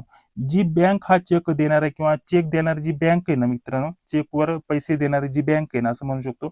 आता राजूला एखादी बँक म्हणजे बँकमध्ये तो पैसे देणार जाऊन हा चेक दाखवणार आहे, त्याला तिथून पैसे भेटणार आहे. तर देणारी जी बँक असते ना तर तिला हा शब्द वापरला जातो, ही गोष्ट लक्षात घ्या. आणि नॉमिनी जर म्हटलं तर खातेदाराने नामनिर्देश केलेली जी व्यक्ती आहे मित्रांनो, खातेदाराने जी पण नामनिर्देश केलेली जी व्यक्ती आहे त्याला नॉमिनी म्हणतात. म्हणजे जसं की आपत्कालीन म्हणू शकतो, नाही तर काही दुर्घटना होऊन त्या व्यक्तीचं जर निधन झालं, ठीक आहे, निधन झालं कोणत्याही कारणास्तव, तर त्याच्या अकाउंटवरती जेवढे पण पैसे असतील, मालमत्ता असतील, ठेवी असतील, तर त्यांना ज्या आता त्या ज्या ठेवी आहेत मित्रांनो, तर तो जो व्यक्ती आहे तो तर राहणार नाही, त्याचं निधन झालेलं आहे. तर त्याच्यानंतर त्याचा जो हक्क आहे मित्रांनो त्याच्या मालमत्तेवरती, तर तो हक्क ज्याला मिळणार असतो तो असतो नॉमिनी. ठीक आहे, ही गोष्ट लक्षात घ्या मित्रांनो. तर याच्यावरती देखील तुम्हाला प्रश्न विचारला जाऊ शकतो वेगवेगळ्या मार्गाने. ठीक आहे, हा कन्सेप्ट इथं क्लिअर झाला मित्रांनो. याच्यावरती ऑलरेडी प्रश्न आलेले आहेत, परंतु विद्यार्थी इथं कन्फ्यूज होतात. थोडक्यात पुन्हा एकदा थोडक्यात एकदम सांगतो. पेई म्हणजे थोडक्यात जर म्हटलं तर जो चेकची रक्कम प्राप्त करणारा व्यक्ती ज्याला पैसे भेटणार आहे तो असतो. ड्रायव्हर जर म्हटलं तर आपल्याला हा कोण असतो मित्रांनो, चेकवरती जो आपण सही करणारा व्यक्ती आहे ना त्याला म्हणतो आपण, हा शब्द वापरतो. त्याच्यानंतर हा शब्द कशाला वापरतो, आता चेकवरती जर म्हटलं तर जो चेक जमा करणार आहे ज्या बँकेत जाणार आहे आणि जिथं पैसे देणार आहे ती जी बँक असते ना तर त्या बँकेसाठी हा शब्द, ती बँक आपण म्हणू शकतो, तर त्यासाठी हा शब्द वापरला जातो. आणि नॉमिनी जर म्हटलं तर आपल्याला जो नामनिर्देश केलेली व्यक्ती असतो तर त्याला म्हटलं जातं. ठीक आहे, तर हा कन्सेप्ट इथं क्लिअर झाला तुमचा. चला पुढील प्रश्न. पुढील बघा, सहकारी संस्थेचा मुख्य उद्देश कोणता. सहकारी संस्थेचा मुख्य उद्देश आपल्याला काय सांगतील मित्रांनो, तर या प्रश्नाचं योग्य उत्तर काय सांगतील मित्रांनो, सभासदांचे आर्थिक हित साधणे. ठीक आहे, सभासदांचे आर्थिक हित साधणे म्हणजे ऑप्शन क्रमांक 1 हे प्रश्नाचं इथे योग्य उत्तर असणार आहे. पुढील प्रश्न बघा, 30 नंबरचा प्रश्न. महाराष्ट्र सहकारी संस्था अधिनियम कोणत्या वर्षी लागू झाला. महत्वाचा प्रश्न आहे, तो कोणत्या वर्षी लागू झाला मित्रांनो, 1960. ठीक आहे, ऑप्शन क्रमांक बी हे प्रश्नाचं इथे योग्य उत्तर असणार आहे. महाराष्ट्र सहकारी संस्था अधिनियम 1960 हा महाराष्ट्रातील सहकारी संस्थांच्या नियमासाठी महत्वाचा कायदा आहे मित्रांनो. आणि सहकारी संस्थांची नोंदणी, व्यवस्थापन, नियंत्रण इत्यादी बाबींशी हा कायदा संबंधित आहे असं देखील आपल्याला सांगता येईल मित्रांनो. ज्याला आपण काय म्हणतो मित्रांनो, महाराष्ट्र कोऑपरेटिव्ह सोसायटी ऍक्ट 1960. ही गोष्ट लक्षात घ्या मित्रांनो. बँकेच्या नियमाशी संबंधित आहे, सहकारी संस्थांच्या नियमाशी संबंधित हा कायदा आपल्याला बघण्यासाठी भेटेल. या कायद्यामध्ये नोंदणी व व्यवस्थापनाशी संबंधित तरतुदी दिलेल्या आहेत मित्रांनो.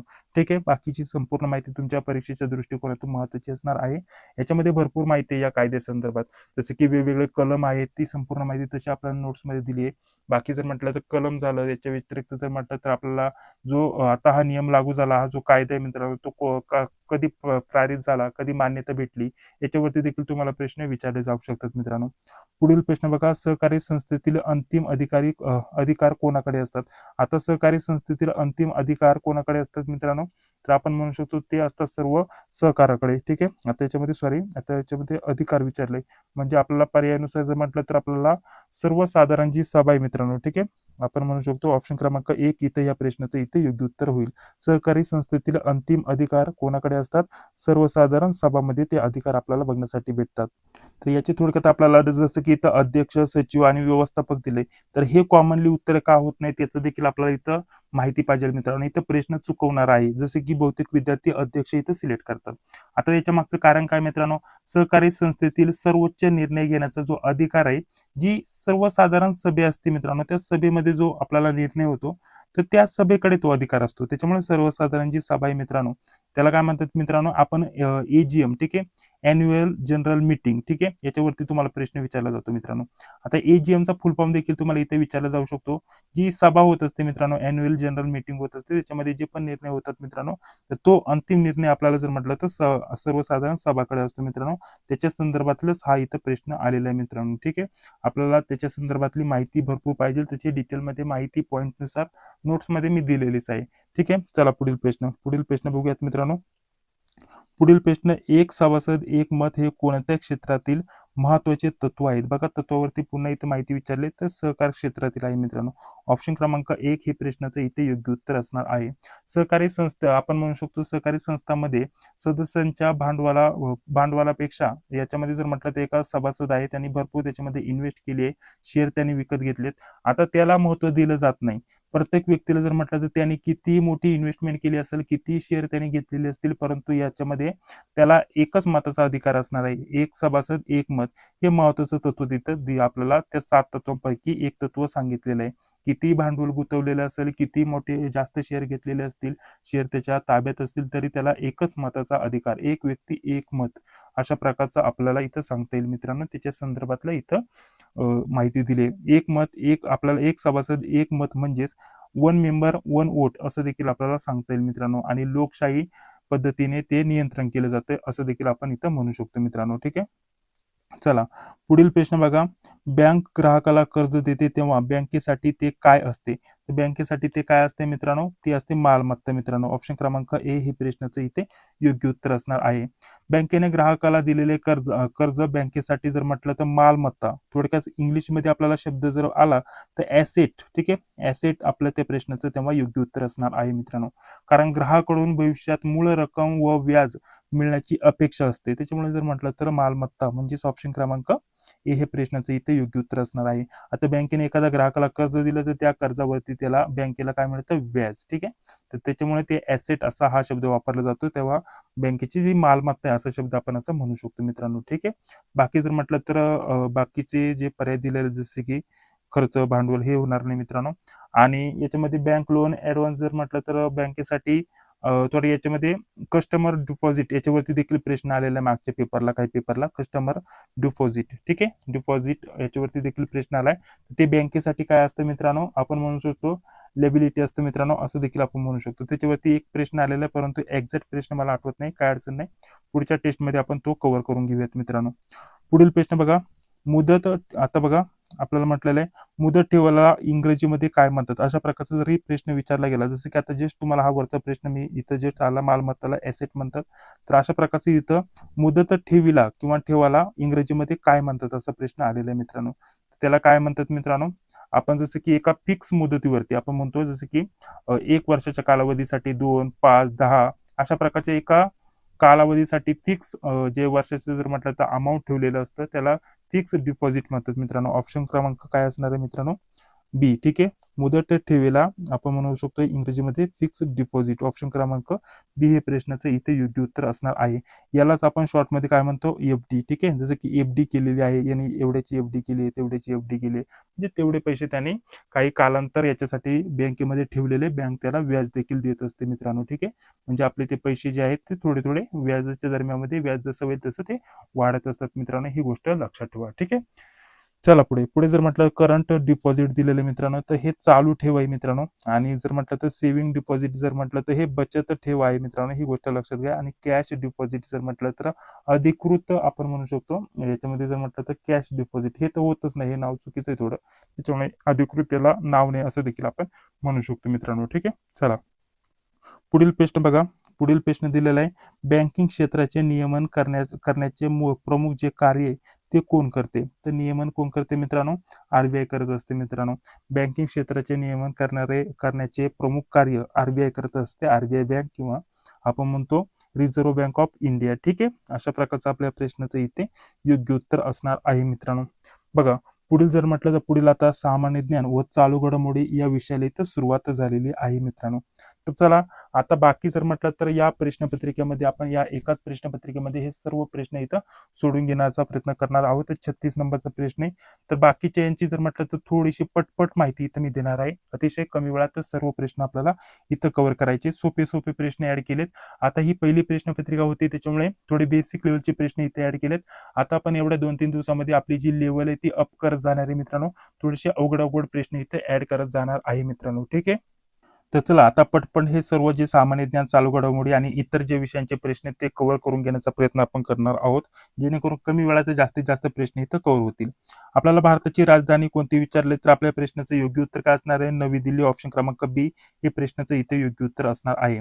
आता मुंबई जर म्हटलं तर ही महाराष्ट्राची राजधानी आहे. याच्या व्यतिरिक्त जर म्हटलं तर आपल्याला कोलकाता दिले, तर कोलकाता जर म्हटलं तर पश्चिम बंगालची राजधानी आहे मित्रांनो. चेन्नई जर म्हटलं तर तामिळनाडूची राजधानी आहे, हे देखील आपल्याला इथं माहिती असायला पाहिजे. चला पुढील आपल्याला त्याच्यावरती प्रश्न आहे मित्रांनो, महाराष्ट्राची राजधानी कोणती? महाराष्ट्राची राजधानी कोणती आहे मित्रांनो? मुंबई. ऑप्शन क्रमांक सी हे प्रश्नाचं इथे योग्य उत्तर असणार आहे. ठीक आहे. आणि मुंबई ही महाराष्ट्राची, याच्यामध्ये जर म्हटलं तर ती भारताची आर्थिक राजधानी म्हणून देखील प्रसिद्ध आहे मित्रांनो. भारताची आर्थिक राजधानी कोणती असं देखील प्रश्न विचारला जाऊ शकतो. तर तेव्हा आपलं याच प्रश्नाचं उत्तर मुंबई हेच असणार आहे मित्रांनो. आणि याच्यामध्ये जर म्हटलं तर महाराष्ट्राची उपराजधानी जर विचारलं तर ही नागपूर आहे मित्रांनो. उपराजधानी. ठीक आहे. उपराजधानी आणि ही राजधानी, ही गोष्ट लक्षात घ्या मित्रांनो. आणि याच्यावरती जर म्हटलं तर महाराष्ट्र दिन. ठीक आहे. महाराष्ट्र दिन कोणत्या दिवशी साजरा केला जातो असा देखील प्रश्न विचारला जातो. तर 1 मे ही प्रश्नाचं तेव्हा आपलं इथे योग्य उत्तर असणार आहे मित्रांनो. इतर जी महत्वाची माहिती आहे ती देखील परीक्षेच्या दृष्टिकोनातून महत्वाची असणार आहे मित्रांनो. चला पुढे जर म्हटलं तर पुढील प्रश्न बघा, महाराष्ट्र दिन कधी साजरा केला जातो? बघा त्याच्यावरतीच प्रश्न विचारलाय, तर 1 मे. ऑप्शन क्रमांक बी हे प्रश्नाचं इथे योग्य उत्तर असणार आहे मित्रांनो. पूर्ण जर म्हटलं तर आपल्याला असा देखील प्रश्न विचारला जातो की महाराष्ट्र राज्याची स्थापना कधी झाली मित्रांनो? तर महाराष्ट्र राज्याची स्थापना आपण म्हणू शकतो 1 मे 1960 रोजी झाली मित्रांनो. तेव्हापासून जर म्हटलं तर आपण म्हणू शकतो त्याच दिवसानिमित्त आपण महाराष्ट्र दिन 1 मे रोजी साजरा करतो मित्रांनो. ठीक आहे. अशा प्रकारचं ऑप्शन क्रमांक बी हे प्रश्नाचं इथे योग्य उत्तर असणार आहे मित्रांनो. याच्या व्यतिरिक्त जर म्हटलं तर आपल्याला स्थापनाचं वर्ष विचारलं जाऊ शकतं, तर पूर्ण आपल्याला सांगता आलं पाहिजे 1 मे 1960. याच दिवशी जर म्हटलं तर आपल्याला गुजरात राज्याची ही स्थापना झाली किंवा निर्मिती झाली असं देखील सांगता येईल मित्रांनो.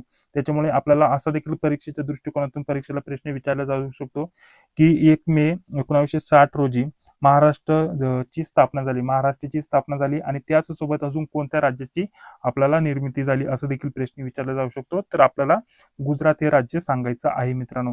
ठीक आहे. बाकी जर म्हटलं तर 15 ऑगस्ट आपल्याला सांगतील भारताचं स्वातंत्र्य दिन, 26 जानेवारी जर म्हटलं तर प्रजासत्ताक दिन, आणि आपल्याला जर म्हटलं तर नववर्षाचा पहिला दिवस. ठीक आहे. अशा प्रकारची बाकीची माहिती देखील आपल्याला सांगता येईल.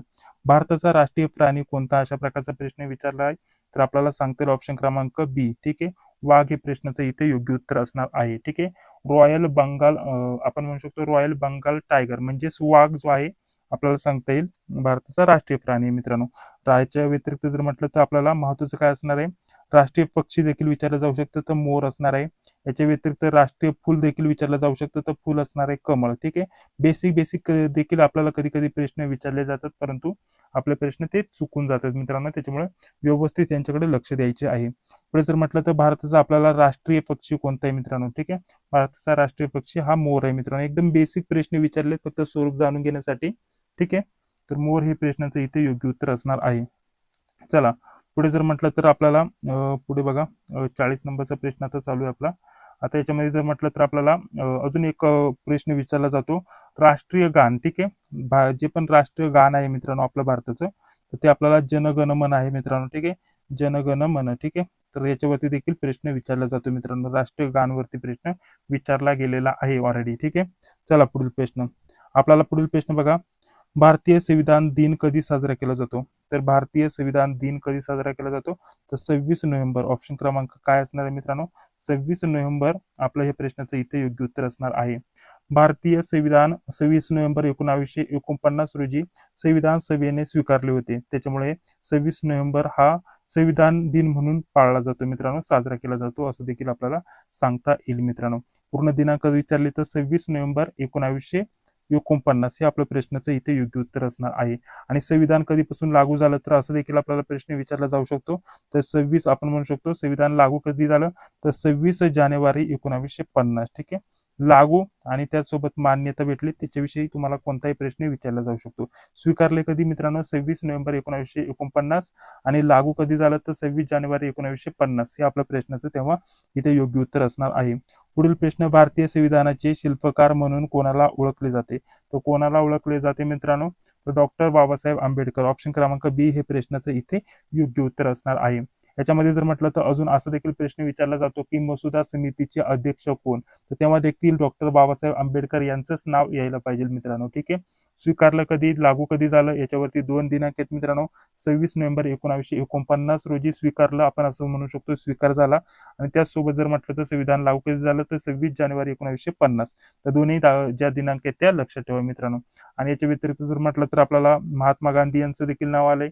तर हे तर आपल्याला सर्वांनाच माहिती आहे. यांचं बहुतेक आपल्या जर म्हटलं तर भारतासाठी अमूल्य काम केलेलं यांनी.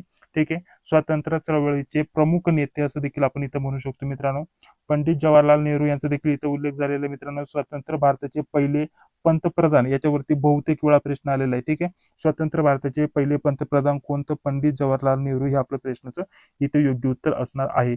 आणि सरदार पटेल जर म्हटलं तर यांच्यावरती कसा प्रश्न विचारला जातो की भारताचे पहिले उपपंतप्रधान. ठीक आहे, किंवा गृहमंत्री. ठीक आहे, उपपंतप्रधान किंवा गृहमंत्री. तर हे आपलं तेव्हा प्रश्नाचं इथे योग्य उत्तर असणार आहे. पुढील प्रश्न बघा, भारताचे सर्वोच्च न्यायालय कुठे आहे? भारताचे सर्वोच्च न्यायालय कुठे आहे मित्रांनो? तर आपल्याला सांगता येईल नवी दिल्ली. ऑप्शन क्रमांक बी हे प्रश्नाचं इथे योग्य उत्तर असणार आहे मित्रांनो. ठीक आहे, आणि याच्या व्यतिरिक्त जर म्हटलं तर आपल्याला न्यायिक संस्था, याच्यामध्ये सर्वात महत्वाचं जे आहे ते आपलं ऑप्शन बीच हेच असणार आहे.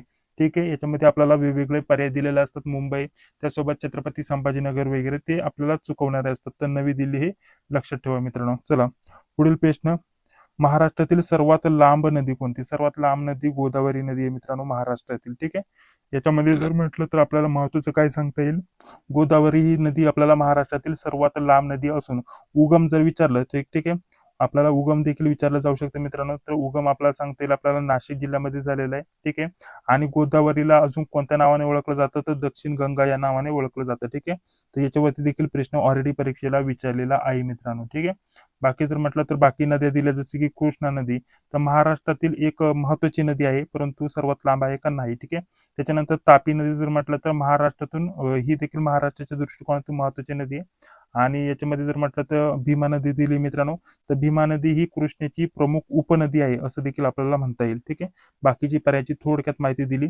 आपल्याला सामान्य ज्ञान चालू घडामोडी, याच्यावरती आपल्याला लेटेस्ट चालू घडामोडी जर म्हटलं तर आपल्याला 7 ते 8 महिन्याचं करायचंय मित्रांनो. आणि बाकी जर म्हटलं तर सामान्य ज्ञान आपल्याला महाराष्ट्र आणि भारत. ठीक आहे, महाराष्ट्र आणि भारत दोन्हीचा भूगोल इतिहास करायचा. याच्यावरतीच हे 15 प्रश्न तुम्हाला विचारले जातील. पुढे बघा आपल्याला काय म्हटलेलं आहे, सह्याद्री पर्वत रांगांना दुसऱ्या कोणत्या नावाने ओळखले जाते?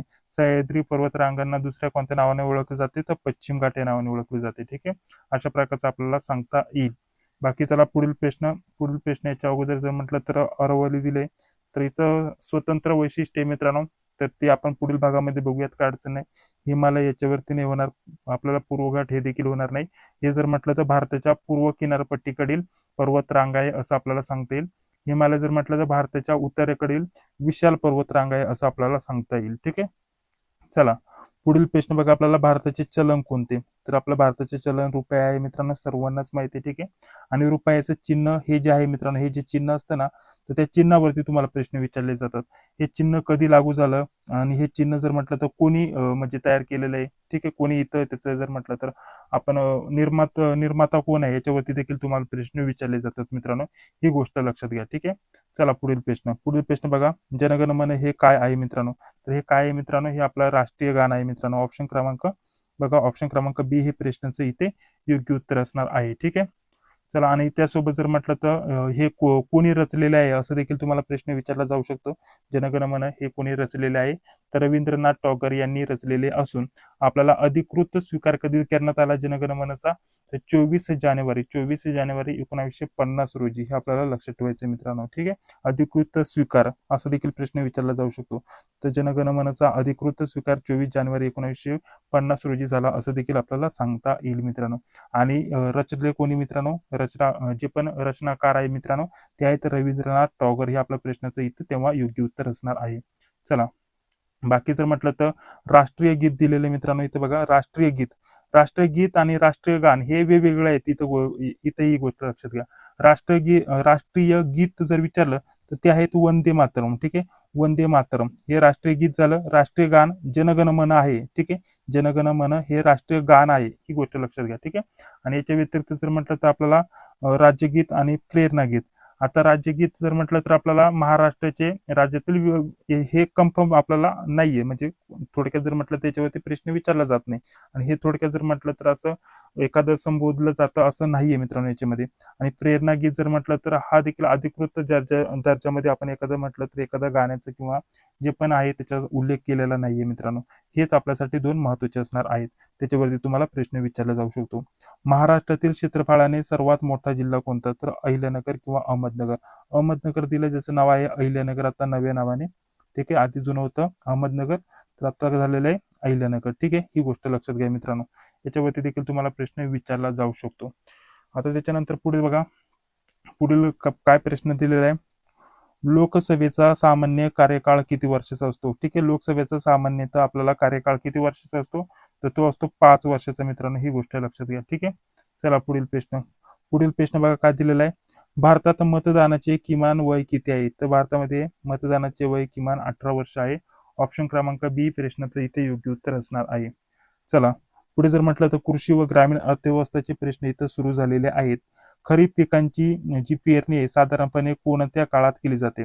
खरीप पिकांची जी पेरणी आहे ती साधारणतः कोणत्या काळात केली जाते मित्रांनो? तर पावसाळ्याच्या सुरुवातीला. ऑप्शन क्रमांक 1 हे प्रश्नाचं इथे योग्य उत्तर असणार आहे मित्रांनो. त्याच्यानंतर हिवाळा जर म्हटलं तर आता बघा, याच्यामध्ये खरीप जर म्हटलं तर आपल्याला पावसाळी हंगाम आपण म्हणू शकतो. ठीक आहे. पावसाळी हंगाम. त्याच्यानंतर पेरणी जर म्हटलं तर साधारणतपणे जून ते जुलै आपण म्हणू शकतो. ठीक आहे. जून ते जुलै. त्याच्यानंतर जर म्हटलं तर उदाहरण आहे, जसं की याच्यामध्ये भात झालं, कापूस झालं, सोयाबीन झालं, तर हे सर्व पिके याच्यामध्ये घेतली जातात मित्रांनो. असं देखील सांगू शकतो. हिवाळ्यात जर म्हटलं तर रब्बी पिके घेतली जातात मित्रांनो. काय? रब्बी पिके घेतली जातात असं देखील आपल्याला सांगता येईल. किंवा रब्बी पिकांचा प्रमुख हंगाम हा हिवाळा असतो मित्रांनो. ही गोष्ट लक्षात घ्या. आणि उन्हाळ्याच्या शेवटी जर म्हटलं तर सामान्यतः हे खरीप पिके घेतली जातात मित्रांनो. कोणती? खरीप पिके किंवा पेरणीचा कालावधी नाही, सॉरी, उन्हाळ्याच्या शेवटी. इथं जर म्हटलं तर आपल्याला खरीपाचंच विचारलेलं आहे.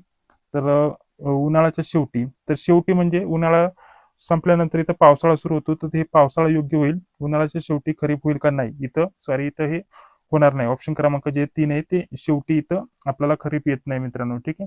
आणि हे जानेवारीमध्ये देखील चुकीचं. हे दोन्ही पर्याय डायरेक्टली चुकीचे असं आपण समजू शकता. फक्त पावसाळ्याच्या सुरुवातीला जर म्हटलं तर खरीप पिकांची पेरणी आपण म्हणू शकतो. तर त्याच्या संदर्भात हिवाळ्यात जर म्हटलं तर रब्बी, आणि उन्हाळ्यात किंवा उन्हाळ्याच्या शेवटी तर असं असेल तर ते चुकीचं समानायला हरकत नाही. पुढे बघा, रब्बी पिकांचे प्रमुख उदाहरण कोणते? रब्बी पिकांचे प्रमुख उदाहरण आपल्याला सांगता येईल मित्रांनो, जे की हिवाळ्यामध्ये घेतलं जातं मित्रांनो. त्याच्यामध्ये गहू आपण म्हणू शकतो. आणि हे जर म्हटलं तर आपल्याला हे कशामध्ये येतं? जस्ट तुम्हाला सांगितलं खरीप पिकामध्ये भात येतं मित्रांनो. भात, कापूस. ठीक आहे. या टाईपचे. ठीक आहे. तर हे आपल्याला खरीप मध्ये येतं. रब्बी मध्ये जर म्हटलं तर प्रमुख उदाहरण कोणते सांगता येईल? गहू मित्रांनो. बाकीचे भात, कापूस, सोयाबीन हे सर्व आपल्याला खरीप पिकाचे सांगता येईल. खरीप, ठीक आहे. अशा प्रकारचं. इतर रब्बी पिकाचं विचारले तर आपल्याला गहू प्रमुख आपल्याला सांगता येईल, जे की हिवाळ्यामध्ये प्रामुख्याने घेतलं जातं. महाराष्ट्रातील प्रमुख जे नगदी पिके आहेत मित्रांनो, ठीक आहे. नगदी पिके कोणते? तर महाराष्ट्रातील प्रमुख नगदी पिके आपल्याला सांगता येईल ऑप्शन क्रमांक ए, ऊस. ठीक आहे. ऑप्शन क्रमांक ए, ऊस हे प्रश्नाचं इथं योग्य उत्तर असणार आहे. ऊस हे महाराष्ट्रातील जर म्हटलं तर महत्वाचे नगदी पीक आहे मित्रांनो, आणि ऊसावर आधारित साखर उद्योगामुळे राज्याच्या ग्रामीण अर्थव्यवस्थेमध्ये व्यवस्थेत त्याचे एक विशेष महत्व आहे असं देखील आपण म्हणू शकतो मित्रांनो. ठीक आहे. याच्या व्यतिरिक्त जर म्हटलं तर आपल्याला गहू दिलेलं आहे मित्रांनो. तर गहू जस्ट सांगितलं तुम्हाला रब्बी पीक आहे मित्रांनो. ज्वारी जर म्हटलं तर ज्वारी हे जर म्हटलं तर महत्वाचे अन्नधान्य पीक आहे. हे दोन्ही आपण याच्यामध्ये म्हणू शकतो. ठीक आहे. ऊस हे महत्वाचं असणार आहे याच्यामध्ये, प्रमुख याच्यामध्ये. ठीक आहे. चला पुढील प्रश्न. शेतीमध्ये सेंद्रिय खताचा वापर केल्यामुळे काय फायदा होतो? सेंद्रिय खताचा वापर केल्यामुळे आपण म्हणू शकतो जमिनीची जी सुपीकता आहे ती सुधारते. ठीक आहे. म्हणजे ऑप्शन क्रमांक ए हे प्रश्नाचं इथे योग्य उत्तर असणार आहे मित्रांनो. सेंद्रिय खतामुळे जमिनीतील सेंद्रिय पदार्थ वाढतो आणि जमिनीची जी पण रचना आहे व सुपीकता सुधारण्यासाठी मदत होते. त्यामुळे मातीची आपण म्हणू शकतो मातीची पाणी धरून ठेवण्याची जी क्षमता आहे ती देखील इथे सुधारते मित्रांनो. त्याच्यामुळे ऑप्शन क्रमांक ए हे प्रश्नाचं इथे योग्य उत्तर होईल. पुढील प्रश्न दिलेला आहे, ग्रामीण अर्थव्यवस्थेचा विकास करण्यासाठी कोणता घटक महत्वाचा आहे? तर कोणता घटक महत्वाचा आहे मित्रांनो?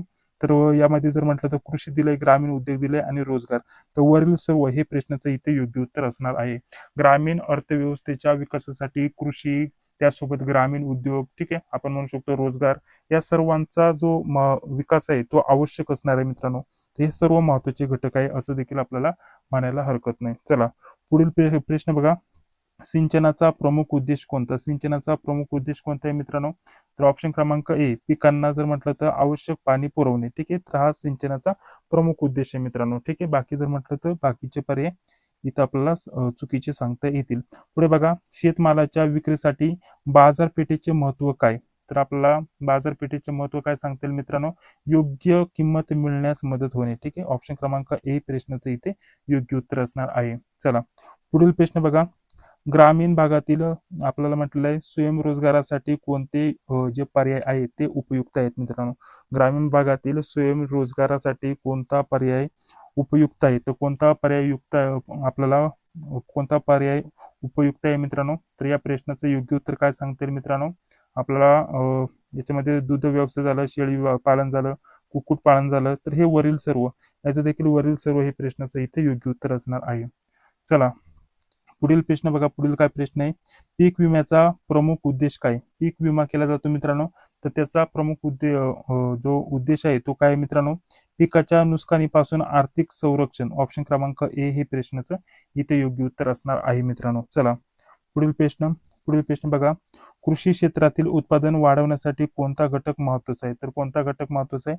तर याच्यामध्ये आपल्याला सुधारित बियाणे, त्यासोबत योग्य सिंचन, आधुनिक तंत्रज्ञान, हे वरील सर्व म्हणजेच ऑप्शन क्रमांक डी हे प्रश्नाचं इथे आपलं योग्य उत्तर सांगता येईल मित्रांनो. पुढे बघा आता गणिताची आपल्याला इथं प्रश्नांना इथं सुरुवात झालेली आहे. गणितामध्ये अंकमाला, अक्षरमाला, समीकरण सोडवा, त्यासोबत आपल्याला शेकडा याच्यावरती प्रश्न विचारले जातील. याच्या व्यतिरिक्त जर म्हटलं तर आपल्याला क्रमवारी याच्यावरती प्रश्न विचारले जातील, दिशा याच्यावरती प्रश्न विचारले जातील, नातेसंबंध, ठीक आहे. तर या टाईपचे तुम्हाला प्रश्न विचारले जातील. तर थोडक्यात 10 आपण इथं प्रश्न ऍड केलेले आहेत. तर ते प्रश्नांची माझ्यासोबतच तुम्हाला देखील उत्तर इथं देण्याचा प्रयत्न करायचा आहे. तर बघा इथं आपल्याला पुढे प्रश्नचिन्हाच्या जागी कोणतं चिन्ह येईल, त्या कोणती संख्या येईल ते सांगायचं मित्रांनो. 2 पासून इथं 4 आले. ठीक आहे. 2, 4, 6, 16. आता पुढे काय येईल ते आपल्याला सांगायचंय. 2 पासून 4 कसे आले मित्रांनो? 2 गुणिले 2 किती आले मित्रांनो? 4. ठीक आहे. आता त्याच्यानंतर 4 गुणिले 2 केलं तर आपलं प्रश्नाचं उत्तर येतं 8 मित्रांनो. ठीक आहे. इथं 6 नव्हे तर इथं 8 आहे बघा. तर मग 4 गुणिले 4 केलं तर आपलं 4 गुणिले 2 सॉरी 4 गुणिले 2 जर केलं तर आपलं प्रश्नाचं उत्तर येतं 8, जे की इथं आलेलं आहे. ठीक आहे. त्याच्यानंतर 8 गुणिले 2 केल्यानंतर आपलं प्रश्नाचं उत्तर येतं 16. ठीक आहे. जे की इथं आलेलं आहे. आता 16 गुणिले 2 केल्यानंतर आपलं प्रश्नाचं उत्तर येतं 32. ठीक आहे. म्हणजे 32 ऑप्शन क्रमांक सी हे प्रश्नाचं इथे योग्य उत्तर असणार आहे. बेसिक प्रश्न आहेत, परंतु याच टाईपचे प्रश्न तुम्हाला थोडेसे मध्यम लेवलचे प्रश्न विचारले जातील मित्रांनो. ठीक आहे. त्याच्यानंतर पुढील प्रश्न बघा आता. पुढील प्रश्न आता बघूयात मित्रांनो. एक प्रश्न वरती गेला. तर इथं बघा 5 वरतून 10 आले, 5 पासून 10 आले, 10 पासून 15, त्याच्यानंतर 20. तर याच्यामध्ये देखील 5-5चा फरक आहे मित्रांनो, बाकी काही नाही. याच्यामध्ये आपलं या प्रश्नाचं योग्य उत्तर असणार आहे 25. ठीक आहे. चला पुढील प्रश्न म्हणजे +5 असाचा फरक आपल्याला बघण्यासाठी भेटत आहे मित्रांनो. तर 25 म्हणजे 5 केलं तर आपलं उत्तर येतं 25. ठीक आहे. चला पुढील प्रश्न. एका वर्गात रामचा क्रमांक वरून 12वा आणि खालून 19वा आहे, तर वर्गात एकूण मुलं किती? अशा प्रकारचं आपल्याला विचारलंय. एकूण विद्यार्थी किती असं प्रश्न इथं विचारलेला आहे. तर एकूण वरून किती आहेत मित्रांनो? 12. 12 प्लस हे 19. रामची संख्या एकदाच धरावं लागेल, त्याच्यामुळे 1 मायनस करावं लागेल. कारण एक तर राम या साईडनं असेल, इथं राम असेल. समजा वरतून इकडून जर म्हटलं तर इकडून 12वा, इकडून 12वा आहे. इथंही राम 12वा धरला म्हणजे 11 नंतर 12वा राम आहे. आणि खालूनही 19वा म्हणजे 18 झाल्यानंतर 19वा राम आहे. म्हणजे 12व्या वेळेसही धरला आणि 19व्या वेळेसही राम पकडला. म्हणजे 2 वेळेस पकडला, त्याच्यामुळे एकदा तो मायनस केला. तर यांची टोटल जर म्हटलं तर बेरीज किती येते मित्रांनो? तर यांची टोटल एकत्रित बेरीज जर म्हटलं तर आपली 31 येते मित्रांनो. 31 मधून 1 मायनस केला तर 30 हे प्रश्नाचं इथे योग्य उत्तर असायला पाहिजे मित्रांनो. ठीक आहे. चला पुढील प्रश्न. पुढील प्रश्न बघा. आपल्याला कॅट पासून हे आलंय, तर आपल्याला डॉग पासून काय येईल? म्हणजे पुढील अक्षर आहे. पुढील आपल्याला अक्षर दिलेलं आहे. आता जसं की इथं सी पासून +1 केला, डी झालं. त्याच्यानंतर आता ए पासून बी केला, टी पासून यू केला. +1 इथं आपल्याला संबंध बघण्यासाठी भेटत आहे. तर याच्यापासून +1 केलं तर ई, त्याच्यानंतर याच्यापासून +1 केलं तर आपल्याला पी येतं. त्याच्यानंतर याच्यापासून जी पासून एच. ठीक आहे. म्हणजे हा शब्द इथं तयार झाला. ऑप्शन क्रमांक 1 हे प्रश्नाचं इथे योग्य उत्तर असणार आहे. +1चा संबंध होता. ठीक आहे. चला पुढील प्रश्न बघा काय दिलेला आहे. एक व्यक्ती पूर्वेकडे 10 मीटर चालतो, नंतर उजवीकडे वळून 10 मीटर चालतो. त्याच्यानंतर तो सुरुवातीच्या ठिकाणापासून किती अंतरावरती कोणत्या दिशेला आहे असं विचारलंय. सॉरी. ठीक आहे. आता जर म्हटलं तर आपण जर म्हटलं तर ह्या दिशा घेतल्या मित्रांनो. ठीक आहे. पूर्व, पश्चिम, दक्षिण. ठीक आहे. पूर्व, पश्चिम आपण असं घेऊ. इथं ही उत्तर दिशा. ठीक आहे. अशा प्रकारचा आपल्याला समजण्यासाठी फक्त. पहिल्यांदा जर म्हटलं तर तो कुठे गेला मित्रांनो? इथं बघा. याच्यामध्ये प्रथम जर म्हटलं तर तो पूर्वेकडे चालतो, म्हणजे इथं होता पूर्वेकडे गेला. तर इथं 10 मीटर आलेला आहे, तो 10 मीटर चालला. त्याच्यानंतर उजवीकडे वळाला. ठीक आहे. तर उजवीकडे वळाला म्हणजे जर म्हटलं तर तो कोणत्या दिशेला वळाला? आग्नेय दिशेला वळाला मित्रांनो. ठीक आहे. म्हणजे आग्नेय दिशेला आणि तो पुढे 10 मीटर उजवीकडे वळून 10 मीटर चालला. ठीक आहे. तर 10 मीटर चालला म्हणजे तो आग्नेयकडे वळून 10 मीटर चालला. तर म्हणजे त्याची आपल्याला आता सुरुवातीच्या ठिकाणापासून आग्नेय दिशेला तोंड आहे, तर तेच विचारलंय कोणत्या दिशेला तो आहे. तो सध्याला तिथून 10 मीटर इथं वळल्यानंतर लगेच आपल्याला समजून येतं तो आग्नेय दिशेला आपल्याला बघण्यासाठी भेटेल. चला पुढे बघा. आता पुढील प्रश्न बघा आपल्याला. 3 पासून 6 आले, 6 पासून 12, 12 24. हा देखील बेसिक प्रश्न ऍड केलेला आहे. याचं उत्तर काय असणार आहे मित्रांनो? 48. ठीक आहे. डबल ने गुणाकार केलेला आहे. एका वस्तूची किंमत 500 आहे, त्यावर 10 रुपये सूट दिल्यास ती आपल्याला त्याची विक्री किंमत किती सांगता येईल मित्रांनो. ठीक आहे. तर विक्री किंमत आपण कशी काढू शकतो मित्रांनो? जसं की 500चे 10% काढले. 500चे आपण जर म्हटलं तर 500चे 10% काढले मित्रांनो. ठीक आहे. तर 500चे 10% काढले तर आपल्या प्रश्नाचं उत्तर येतं 50. ठीक आहे. तर मग ती जर म्हटलं तर आपल्याला एका वस्तूची किंमत 500 आहे, त्यावरती 10% सूट दिली म्हणजे 500 मधून 50 मायनस केले, तर आपल्या प्रश्नाचं उत्तर आलं 450. म्हणजे ती वस्तू 450ला विकली गेली. ऑप्शन क्रमांक बी हे प्रश्नाचं इथे योग्य उत्तर असणार आहे. पुढे बघा आपल्याला म्हटलेलं आहे 25चे 20% किती? 25चे 20% म्हणजे आपण हे कसं लिहू शकतो? 25 गुणिले 20 भागाकारात आपल्याला 100. तर डायरेक्टली आपण कॅल्क्युलेशन केलं तर आपल्या प्रश्नाचं उत्तर काय येतं मित्रांनो? आपल्या प्रश्नाचं 25चे 20% येतं 5. ठीक आहे. ऑप्शन क्रमांक काय आहे? ऑप्शन क्रमांक डी प्रश्नाचं इथे योग्य उत्तर असणार आहे. चला पुढील प्रश्न जर म्हटलं तर ए हा बी पेक्षा उंच आहे, सी हा ए पेक्षा उंच आहे, तर सर्वात उंच कोण? ठीक आहे. सर्वप्रथम जर म्हटलं तर ए हा बी पेक्षा उंच आहे. ठीक आहे. असं आपण केलं. त्याच्यानंतर पुढे काय म्हटलेलं आहे मित्रांनो? सी हा ए पेक्षा उंच आहे. ठीक आहे. सी हा ए पेक्षा उंच आहे म्हणजे सी इकडे येईल. ठीक आहे. तर सर्वात उंच कोण आहे? तर मग सर्वात उंच सी. ठीक आहे. ऑप्शन क्रमांक सी प्रश्नाचं इथे योग्य उत्तर येईल. 1 जानेवारीला सोमवार असेल तर 8 जानेवारीला कोणता वार असेल? कॅल्क्युलेशन करायचे, लगेच आपल्याला समजून येतं 8 जानेवारीला कोणता वार असेल, तो देखील आपल्याला सोमवारच देखील असेल मित्रांनो. ठीक आहे. कारण 1 जानेवारी हा एक दिवस सोडून दिला प्लस 7 दिवस त्याच्यामध्ये होणार, तर 7 दिवसांना तोच वार येतो मित्रांनो, त्याच्यामुळे सोमवारच असणार आहे. ऑप्शन क्रमांक बी हेच त्याचं उत्तर असणार आहे मित्रांनो. ठीक आहे. तर अशा प्रकारची संपूर्ण जी प्रश्नपत्रिका आहे ती एकाच व्हिडिओच्या माध्यमाने मी सोडून घेतलेली आहे. ठीक आहे. बेसिक प्रश्नपत्रिका होती, फक्त डेमो पेज तुम्हाला एकदा समजून यावा कशा प्रकारचे प्रश्न येतील कोणत्या टॉपिकवरती. परंतु एवढी देखील सोपी प्रश्नपत्रिका येणार नाही मित्रांनो. ही एक फक्त डेमो प्रश्नपत्रिका आपल्याला पहिली जी प्रश्नपत्रिका संच होतं समजण्यासाठी. तर याच टाईपचे प्रश्न येतील, फक्त लेवल थोडीशी आपल्याला अपग्रेड झालेली बघण्यासाठी भेटेल. ठीक आहे, मध्यम लेवलचे प्रश्न येतील, मध्यम. ठीक आहे, आपण असं म्हणू शकतो. अवघड प्रश्न तुम्हाला येणार नाही मित्रांनो, काळजी करू नका. मध्यम लेवलचे प्रश्न येतील, याच टाईपचे येतील, फक्त तुम्हाला थोडेसे अवघड बघण्यासाठी भेटतील मित्रांनो. बाकी जर म्हटलं तर ही टेस्ट तुम्हाला बघण्यासाठी भेटेल टेलिग्रामवरती आणि व्हॉट्सअपवरती. तर दोन्ही लिंक डिस्क्रिप्शन बॉक्समध्ये देतोय, तर जॉईन व्हायला विसरू नका. व्हिडिओ जर आवडला असेल तर नक्कीच या व्हिडिओला एक लाईक करा. बाकी जर म्हटलं तर बघा, बाकी आपण ज्या नोट्स तयार केलेल्या आहेत खूप डिटेलमध्ये असणार आहेत मित्रांनो. ठीक आहे, तर त्या नोट्सचा लाभ घ्यायला विसरू नका. तर चला, हा व्हिडिओ आवडला असेल तर लाईक करा, चॅनलला देखील जॉईन व्हा. भेटूयात पुढील व्हिडिओमध्ये. जय हिंद, जय महाराष्ट्र.